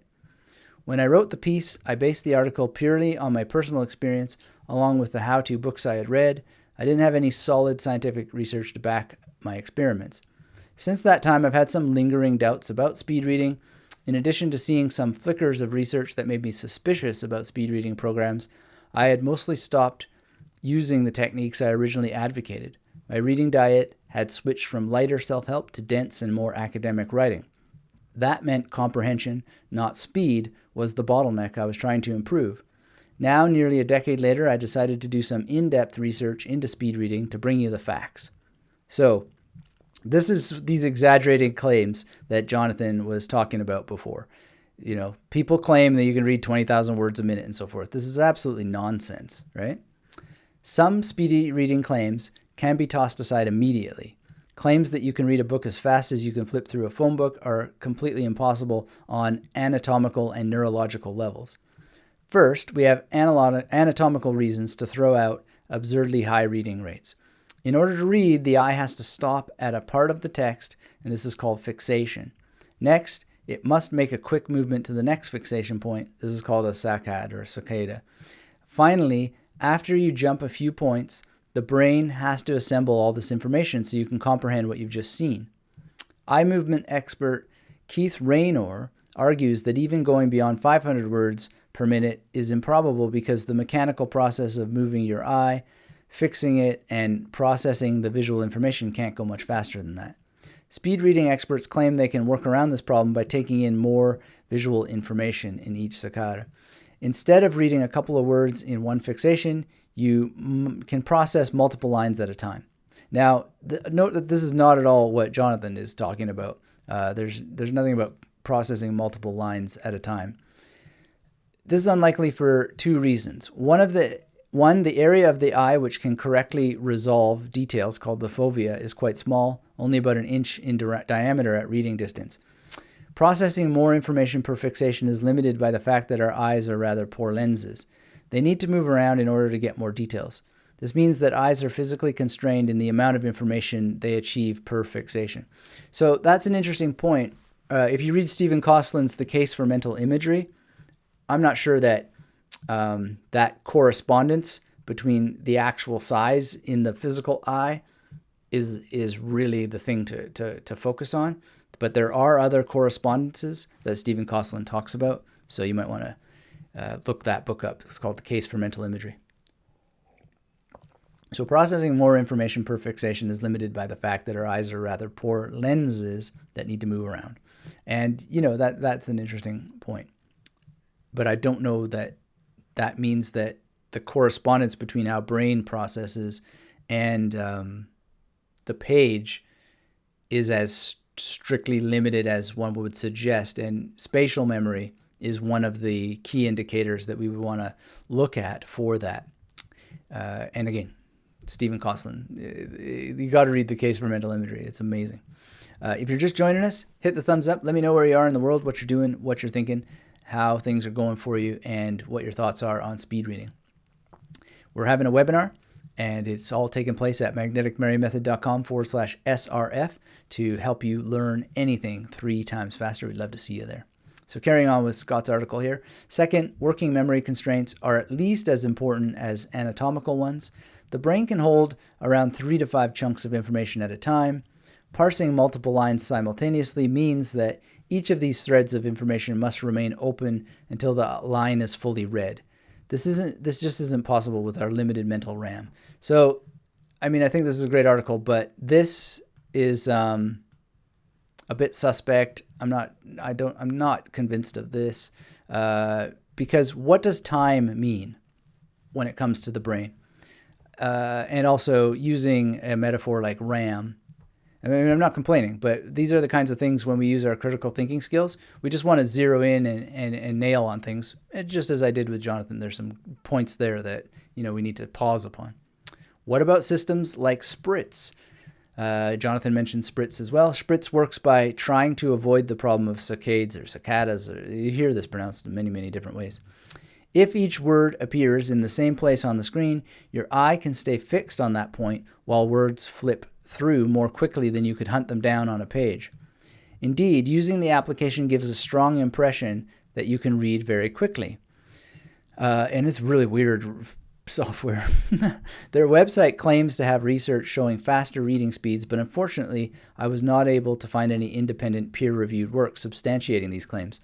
Yeah, to me, the only thing that's interesting about the software, Spreeder is another one, is it relates to something that I don't know if they're still doing it, but they were doing it in the memory competition world, or they were talking about doing it in the memory competition world, which is showing cards faster than the hand can move through a deck of cards to help people break speed limits, which is very, very interesting. And I don't know where that went or if it's going anywhere at all. But obviously, the software has taken different directions then. And there's a couple of initiatives, and definitely got to get the people behind Memory League on the Magnetic Memory Method podcast soon. But Katie Kermode is on the show as soon as I get the transcripts back, and going to look forward to giving you that episode in the near future. All right, so working memory constraints here too enforce a limit on the upper speed you could use spritz and still be considered to be reading everything. Remember, reading was a 3-step process: fixate, saccada, and process. Well, that processing slows down regular reading too. If there are no pauses in the stream of words, there isn't enough time to process them, and they fall out of working memory before they're comprehended. Is it possible to make moderate speed gains through training? The evidence is clear. Anything above 500 to 600 words per minute is improbable without losing comprehension. So Jonathan has solved that issue in some sense. I mean, you ultimately are the person who has to solve it for yourself by making sure that you learn to increase your speed without losing comprehension. So Scott carries on here. Even my own perceived gain, and I like that he puts perceived gain there, because you can go 1,000,000 miles an hour, but it doesn't matter if you're going, how fast you're going, if you're going in the wrong direction, right? So my perceived gain of 900 words per minute meant that I was probably losing considerable comprehension. This was masked because the books I was reading had enough redundancy to make following along possible with impaired comprehension. However, according to Raynor, the average college-educated reader only reads at 200 to 400 words per minute. If 500 to 600 words forms an upper bound, that does suggest that doubling your reading rate is possible, albeit as a hard upper limit. Can we still get moderate speed reading gains? There seems to be some mild evidence here in favor of speed reading. One study of a course had some students quadruple their speed. Another study showed some speed reading experts reading around the 600 word per minute level, roughly twice as fast as a normal reader. However, there's a trap here. Speed reading may possibly make you a faster reader, but it's not clear that speed reading techniques are the cause. Second, speed reading trainees tended to read faster with less comprehension than non-speed readers.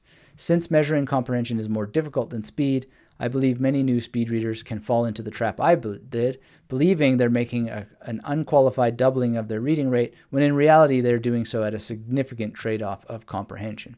So that's really, really important point. And, Jonathan basically has covered that in his article. So do speed reading techniques work? If the evidence suggests that reading faster may be possible, albeit more modestly, it casts a much harsher light on certain speed reading dogma. The most dangerous is the idea that subvocalization should be avoided to read faster. Subvocalization is the little inner voice you have when reading that speaks the words out loud. When you started reading, you probably spoke out loud with that voice, but you learned to silence it as you got older. If you turn your attention to it, however, you can still hear yourself making the sounds of the words in your head. Speed reading experts claim that subvocalization is the bottleneck that slows down your reading. If you can learn to just recognize words visually without saying them in your inner voice, you can read much faster. I wonder why you can't just learn to read them conceptually. That just seems to be what I do. Here, the evidence is clear. The subvocalization is necessary to read well. Even expert speed readers do it. They just do it a bit faster than untrained people do. I'm quite curious what this link is. Skeptoid. Maybe let's open that up.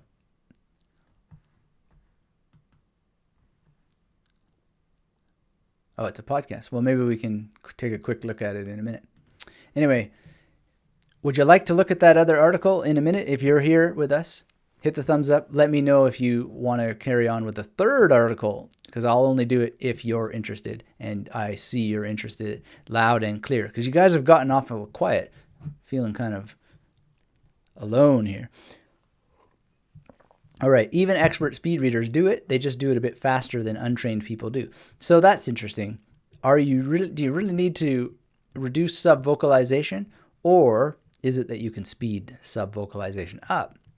We can check this because that inner voice sends faint communication signals to the vocal cords as a residue of your internal monologue, and those signals can be measured objectively. It's simply not possible to comprehend what you're reading and avoid using that inner voice. So reading faster means being able to use this inner voice faster, not eliminating it. To further that, expert speed readers who were studied also subvocalized, they just did it faster. The other main recommendation I made in my speed reading article was using a pointer. This means moving your finger or pen to underline the text as you read it. This technique is supposed to help you make eye fixations and reduce the random wandering of the eye, which can waste time. One study suggests that this apparent function isn't realized and that the pointer functions as a pacing device, while actual eye fixations are uncorrelated with pointer or hand movements. So I'm not sure that this conclusion is that you shouldn't speed read, but if you shouldn't speed read, how should you read better and faster? Well, in my research for this article, I did find a couple of factors that were associated with better reading speed without sacrificing the comprehension. None of these are magic fixes for your reading woes, but a mild treatment that works is better than a fantastic one that doesn't. I agree with that. So, reading tip number 1, skim before you read.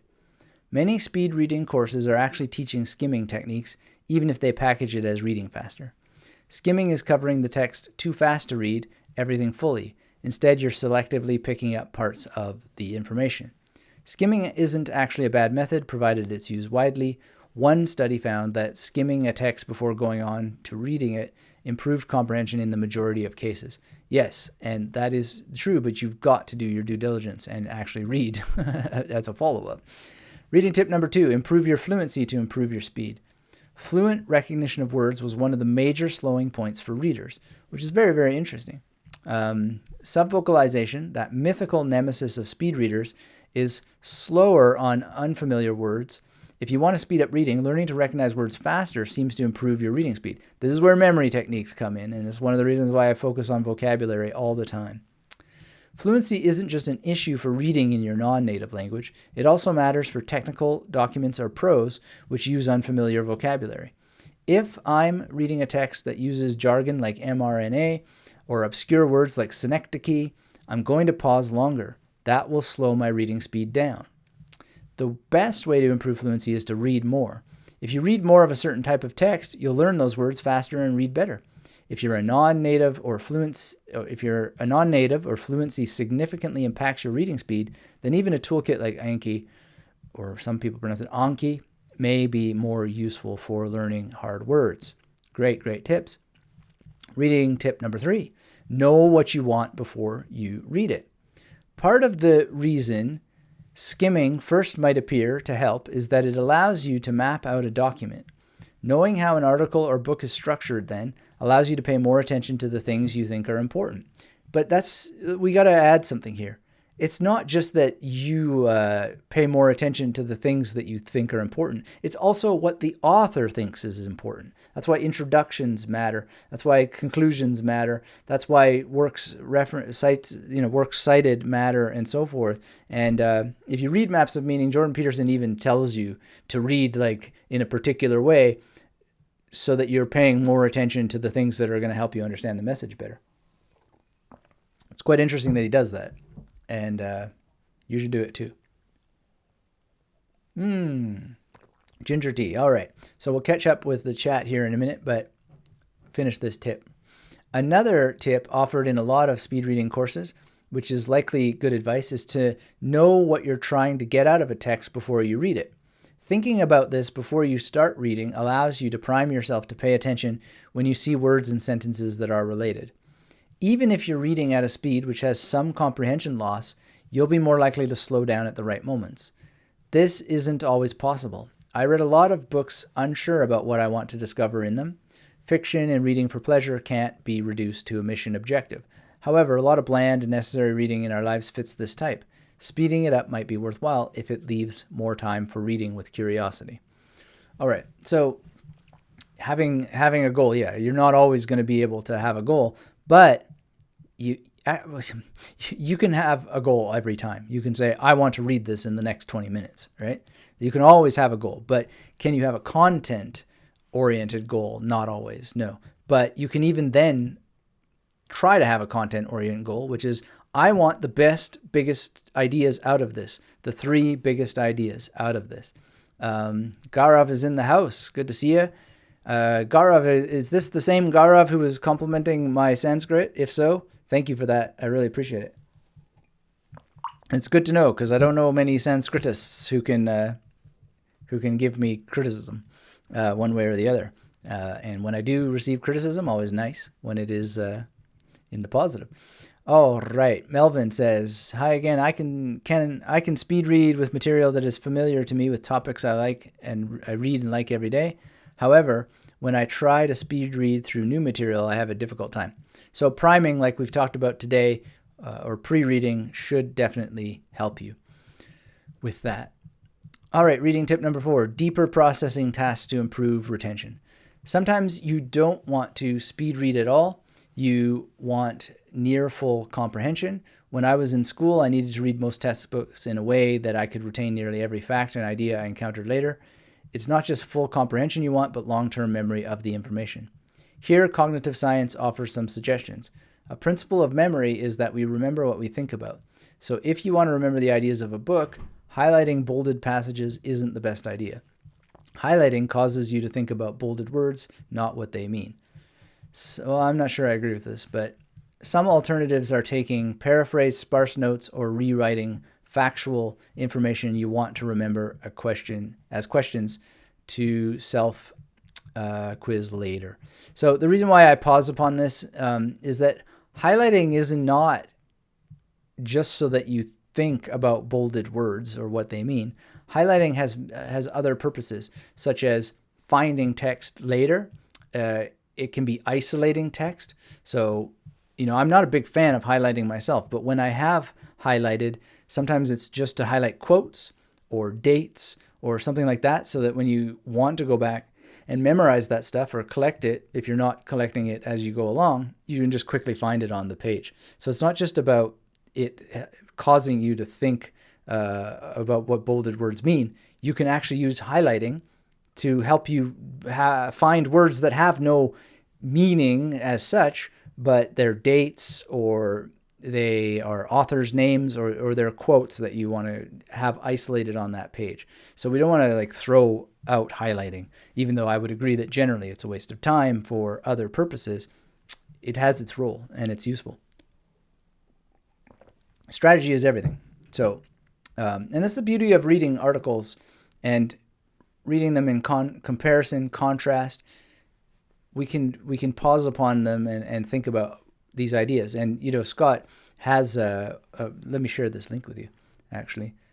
Scott has lots of great material. And on our previous live stream, I believe it was the previous live stream, if memory serves, we talked about critical thinking. And so, we want to think critically while we are reading and reading together. So if you are joining us, please share your criticisms as well.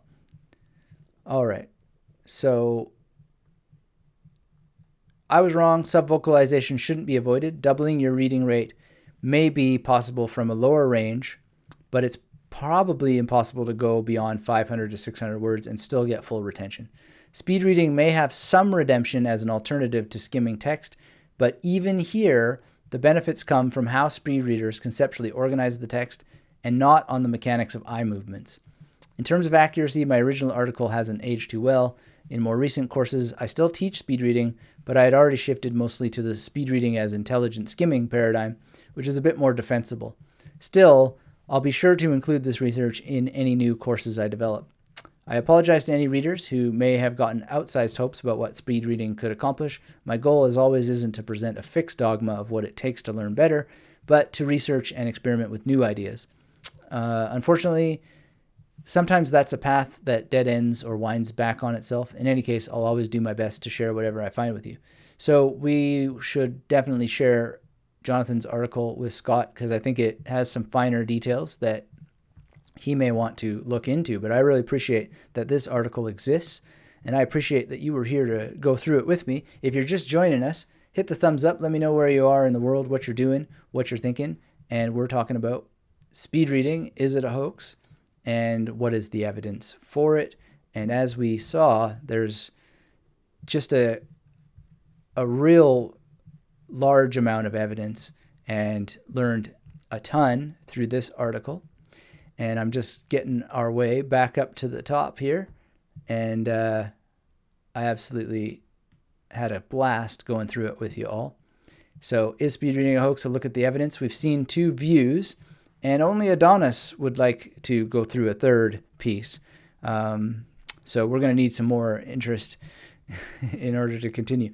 But if you're just joining us, hit the thumbs up. Let me know where you are in the world, what you're doing, what you're thinking, and if you want to go through a third one. For now, if you're just joining us and you haven't registered yet for our webinar later this week, go to magneticmarymethod.com/SRF for some speed reading fundamentals and foundations. We are going to go to this page. Just simply click on the register now and put your information right there, and you'll get the follow-up. There's some interesting, cool things that you get once that you're registered, and they'll help you have a great time on the webinar. And you'll get to have Jonathan and I in the same room, which is pretty unique. So is speed reading a hoax? A look at the evidence. I don't think it's a hoax at all. And even though I'm not a practitioner of it and wouldn't use that term for myself, I certainly use the best of the world of speed reading that I've learned, and enjoy the process as well of being able to read faster. And there's lots of little tips. But again, it's not just about reading. It's about the plan, the goal, the actual text itself. You know, there's a book that I just got, and the text is just like very, very different in it than other books. And so then, you know, you have a bit of a acclimatization process where, you know, it maybe takes a few minutes to get into it, to dive in and get used to it, and then you read it differently.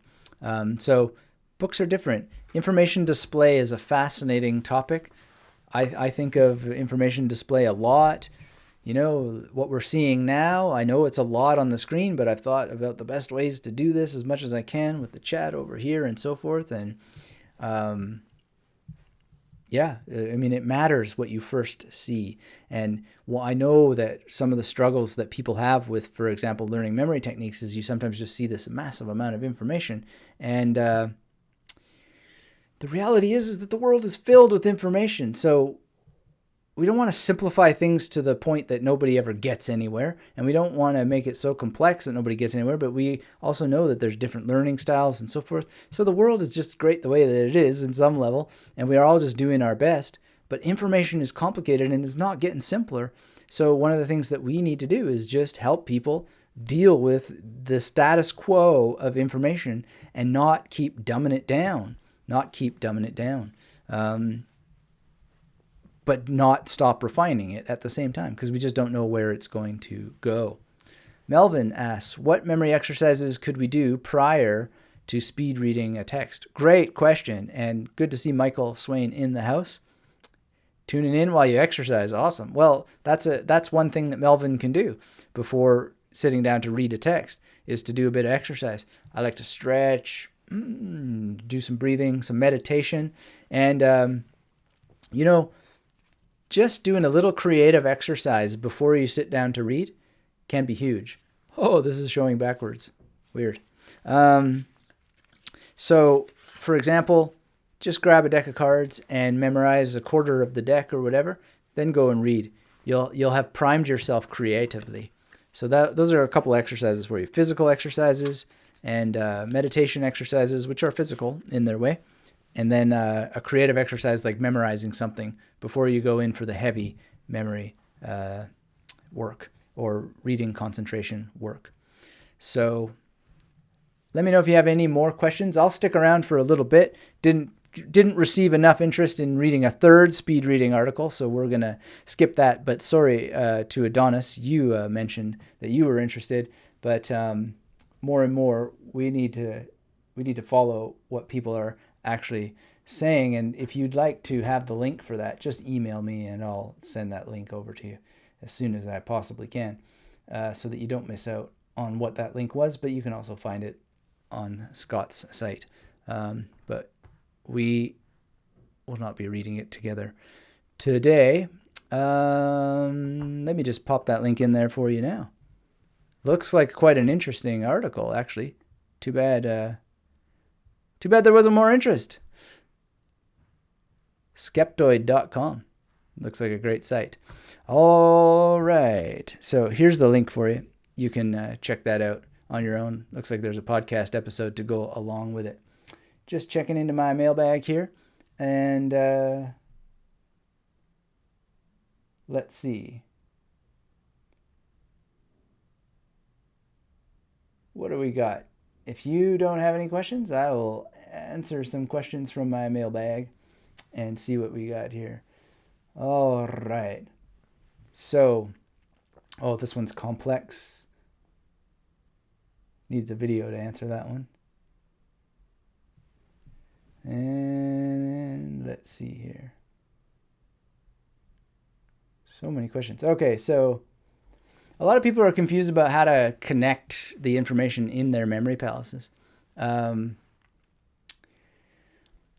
You're not connecting them, really. What you're doing is maybe you're connecting them. I don't know what happens in the minds of other people. But the first thing is to stop puzzling over how to connect it, but rather just create the magnetic imagery in the memory palace, right? And then when you're reading and you're encoding in real time, it's the same sort of thing. It's just like you could use the page as your memory palace temporarily, obviously for very few pieces of information, but you can also just have that palace in mind, or you can just read to identify what it is that you want to memorize.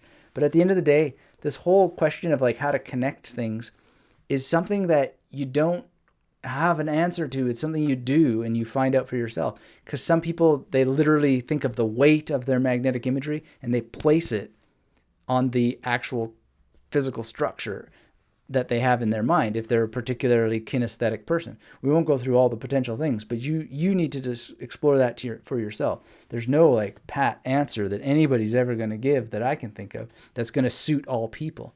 And that's one of the challenges with teaching memory techniques, is that there's nothing that suits all people. And that's why we need multiple explanations and multiple students to show up on calls like Christian Fitzharris did, which I really love. And we put that out on YouTube. If you haven't seen it, check out that longer discussion we did about memorizing poetry. And another question here. What do I do when I filled up a memory palace and it turns out I should add more imagery to a single station at a later date? So you can reuse the memory palace. You can just add more imagery. That's the principle of compounding in the Magnetic Memory Method Masterclass. And you can do all kinds of things. Once you have the training. Melvin says, I sent you an email regarding my interest in doing an internship. All right, cool. Thank you for that. And Physico says, hello, Dr. Metivier. Well, hello, Physico. Good to see you here. Physico, don't miss out on the webinar we're doing, Jonathan Levy and I, at magneticmerrymethod.com/SRF. You're going to have us both in the same room. I got a couple more questions here. If you want to ask questions now, go ahead and put your questions in the chat. Adonna says shame, but thank you for your input on this. I think it's a shame too when we have so little interaction, but I did take a break, and that seems to be the mass exodus. But sometimes I take a break from time to time, and no big deal. There'll be more live streams. But you might wonder, Adonis, why that I'm doing this and testing the response and so forth, is because it's so key to do things based on the actual people saying yes to it, because this passive sitting in the corner learning sort of stuff is not really the wave of the future. We need to open up the floodgates of our brains and be active and engaged and interactive. So another question, what if I could fill only half of a memory palace? Can I use the rest of the stations for another topic? Absolutely you can. Look, a memory palace is really a collection of smaller memory palaces. So if you only use half of it, well, then you could just call that a memory palace, and then the second half can be, the other half of that memory palace. This is no big deal, no problem. Let's see. Can I reuse a memory palace? Yes, we have a video on the channel all about it's the definitive guide to reusing memory palaces. And you ask, how do I scrub the previous stations? Well, you can go and listen to an episode with Idris Zogai on the Magnetic Memory Method podcast for that. And great. So there's one more question, but I think we'll leave it at that. Physical says, cool, 2 giants of memorization together. Thanks for the heads up. Awesome. All right, everybody. So that's it for today. Thanks for joining me. And I really, really appreciate all the interactivity, particularly in the first half. We got a question here from Melvin. Okay, so we'll answer this question. Not chastising anyone, but I'm always interested in what's with all the silence. By the way, we're going to talk about this on one of the future live streams. Very, very interesting. I'm not going to show you the cover, though. Melvin says, when memorizing the digits of pi, is it effective to use a memory palace and combine it with the peg system for each digit in order? Let me think about what you're saying here. Is it effective to use a memory palace and combine it? Yeah, well, look, I never understood this about the peg system. Why wouldn't you learn a memory palace to learn the peg system in the first place? And why would anybody think that pegs are not memory palaces? Everything's in space, right? Everything's in space. So there's absolutely a memory palace is in some sense a peg system. Let's put it that way. So to me, this was something that I had to learn. I didn't get it, obviously. It didn't just snap to my mind without some experience and playing around with both. But it is effective, but it's also unnecessary when you realize that a memory palace is already a peg system in its way. And a peg system is already a memory palace in its way. There's not that much of a difference. It just depends on your goals and what you're doing and how you're doing it. So, great last question for today, Melvin. Thanks. I'll look forward to your email about an internship, and I appreciate you asking. What a great compliment, and I really am very honored and blessed to have such a great audience, even if sometimes you're quiet. All right. So, hope you got that link, Adonis, and thank you very, very much for your interest.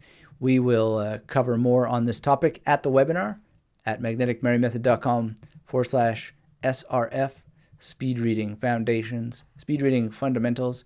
Just head on over here and you'll see a nice person there ready to take your call, so to speak.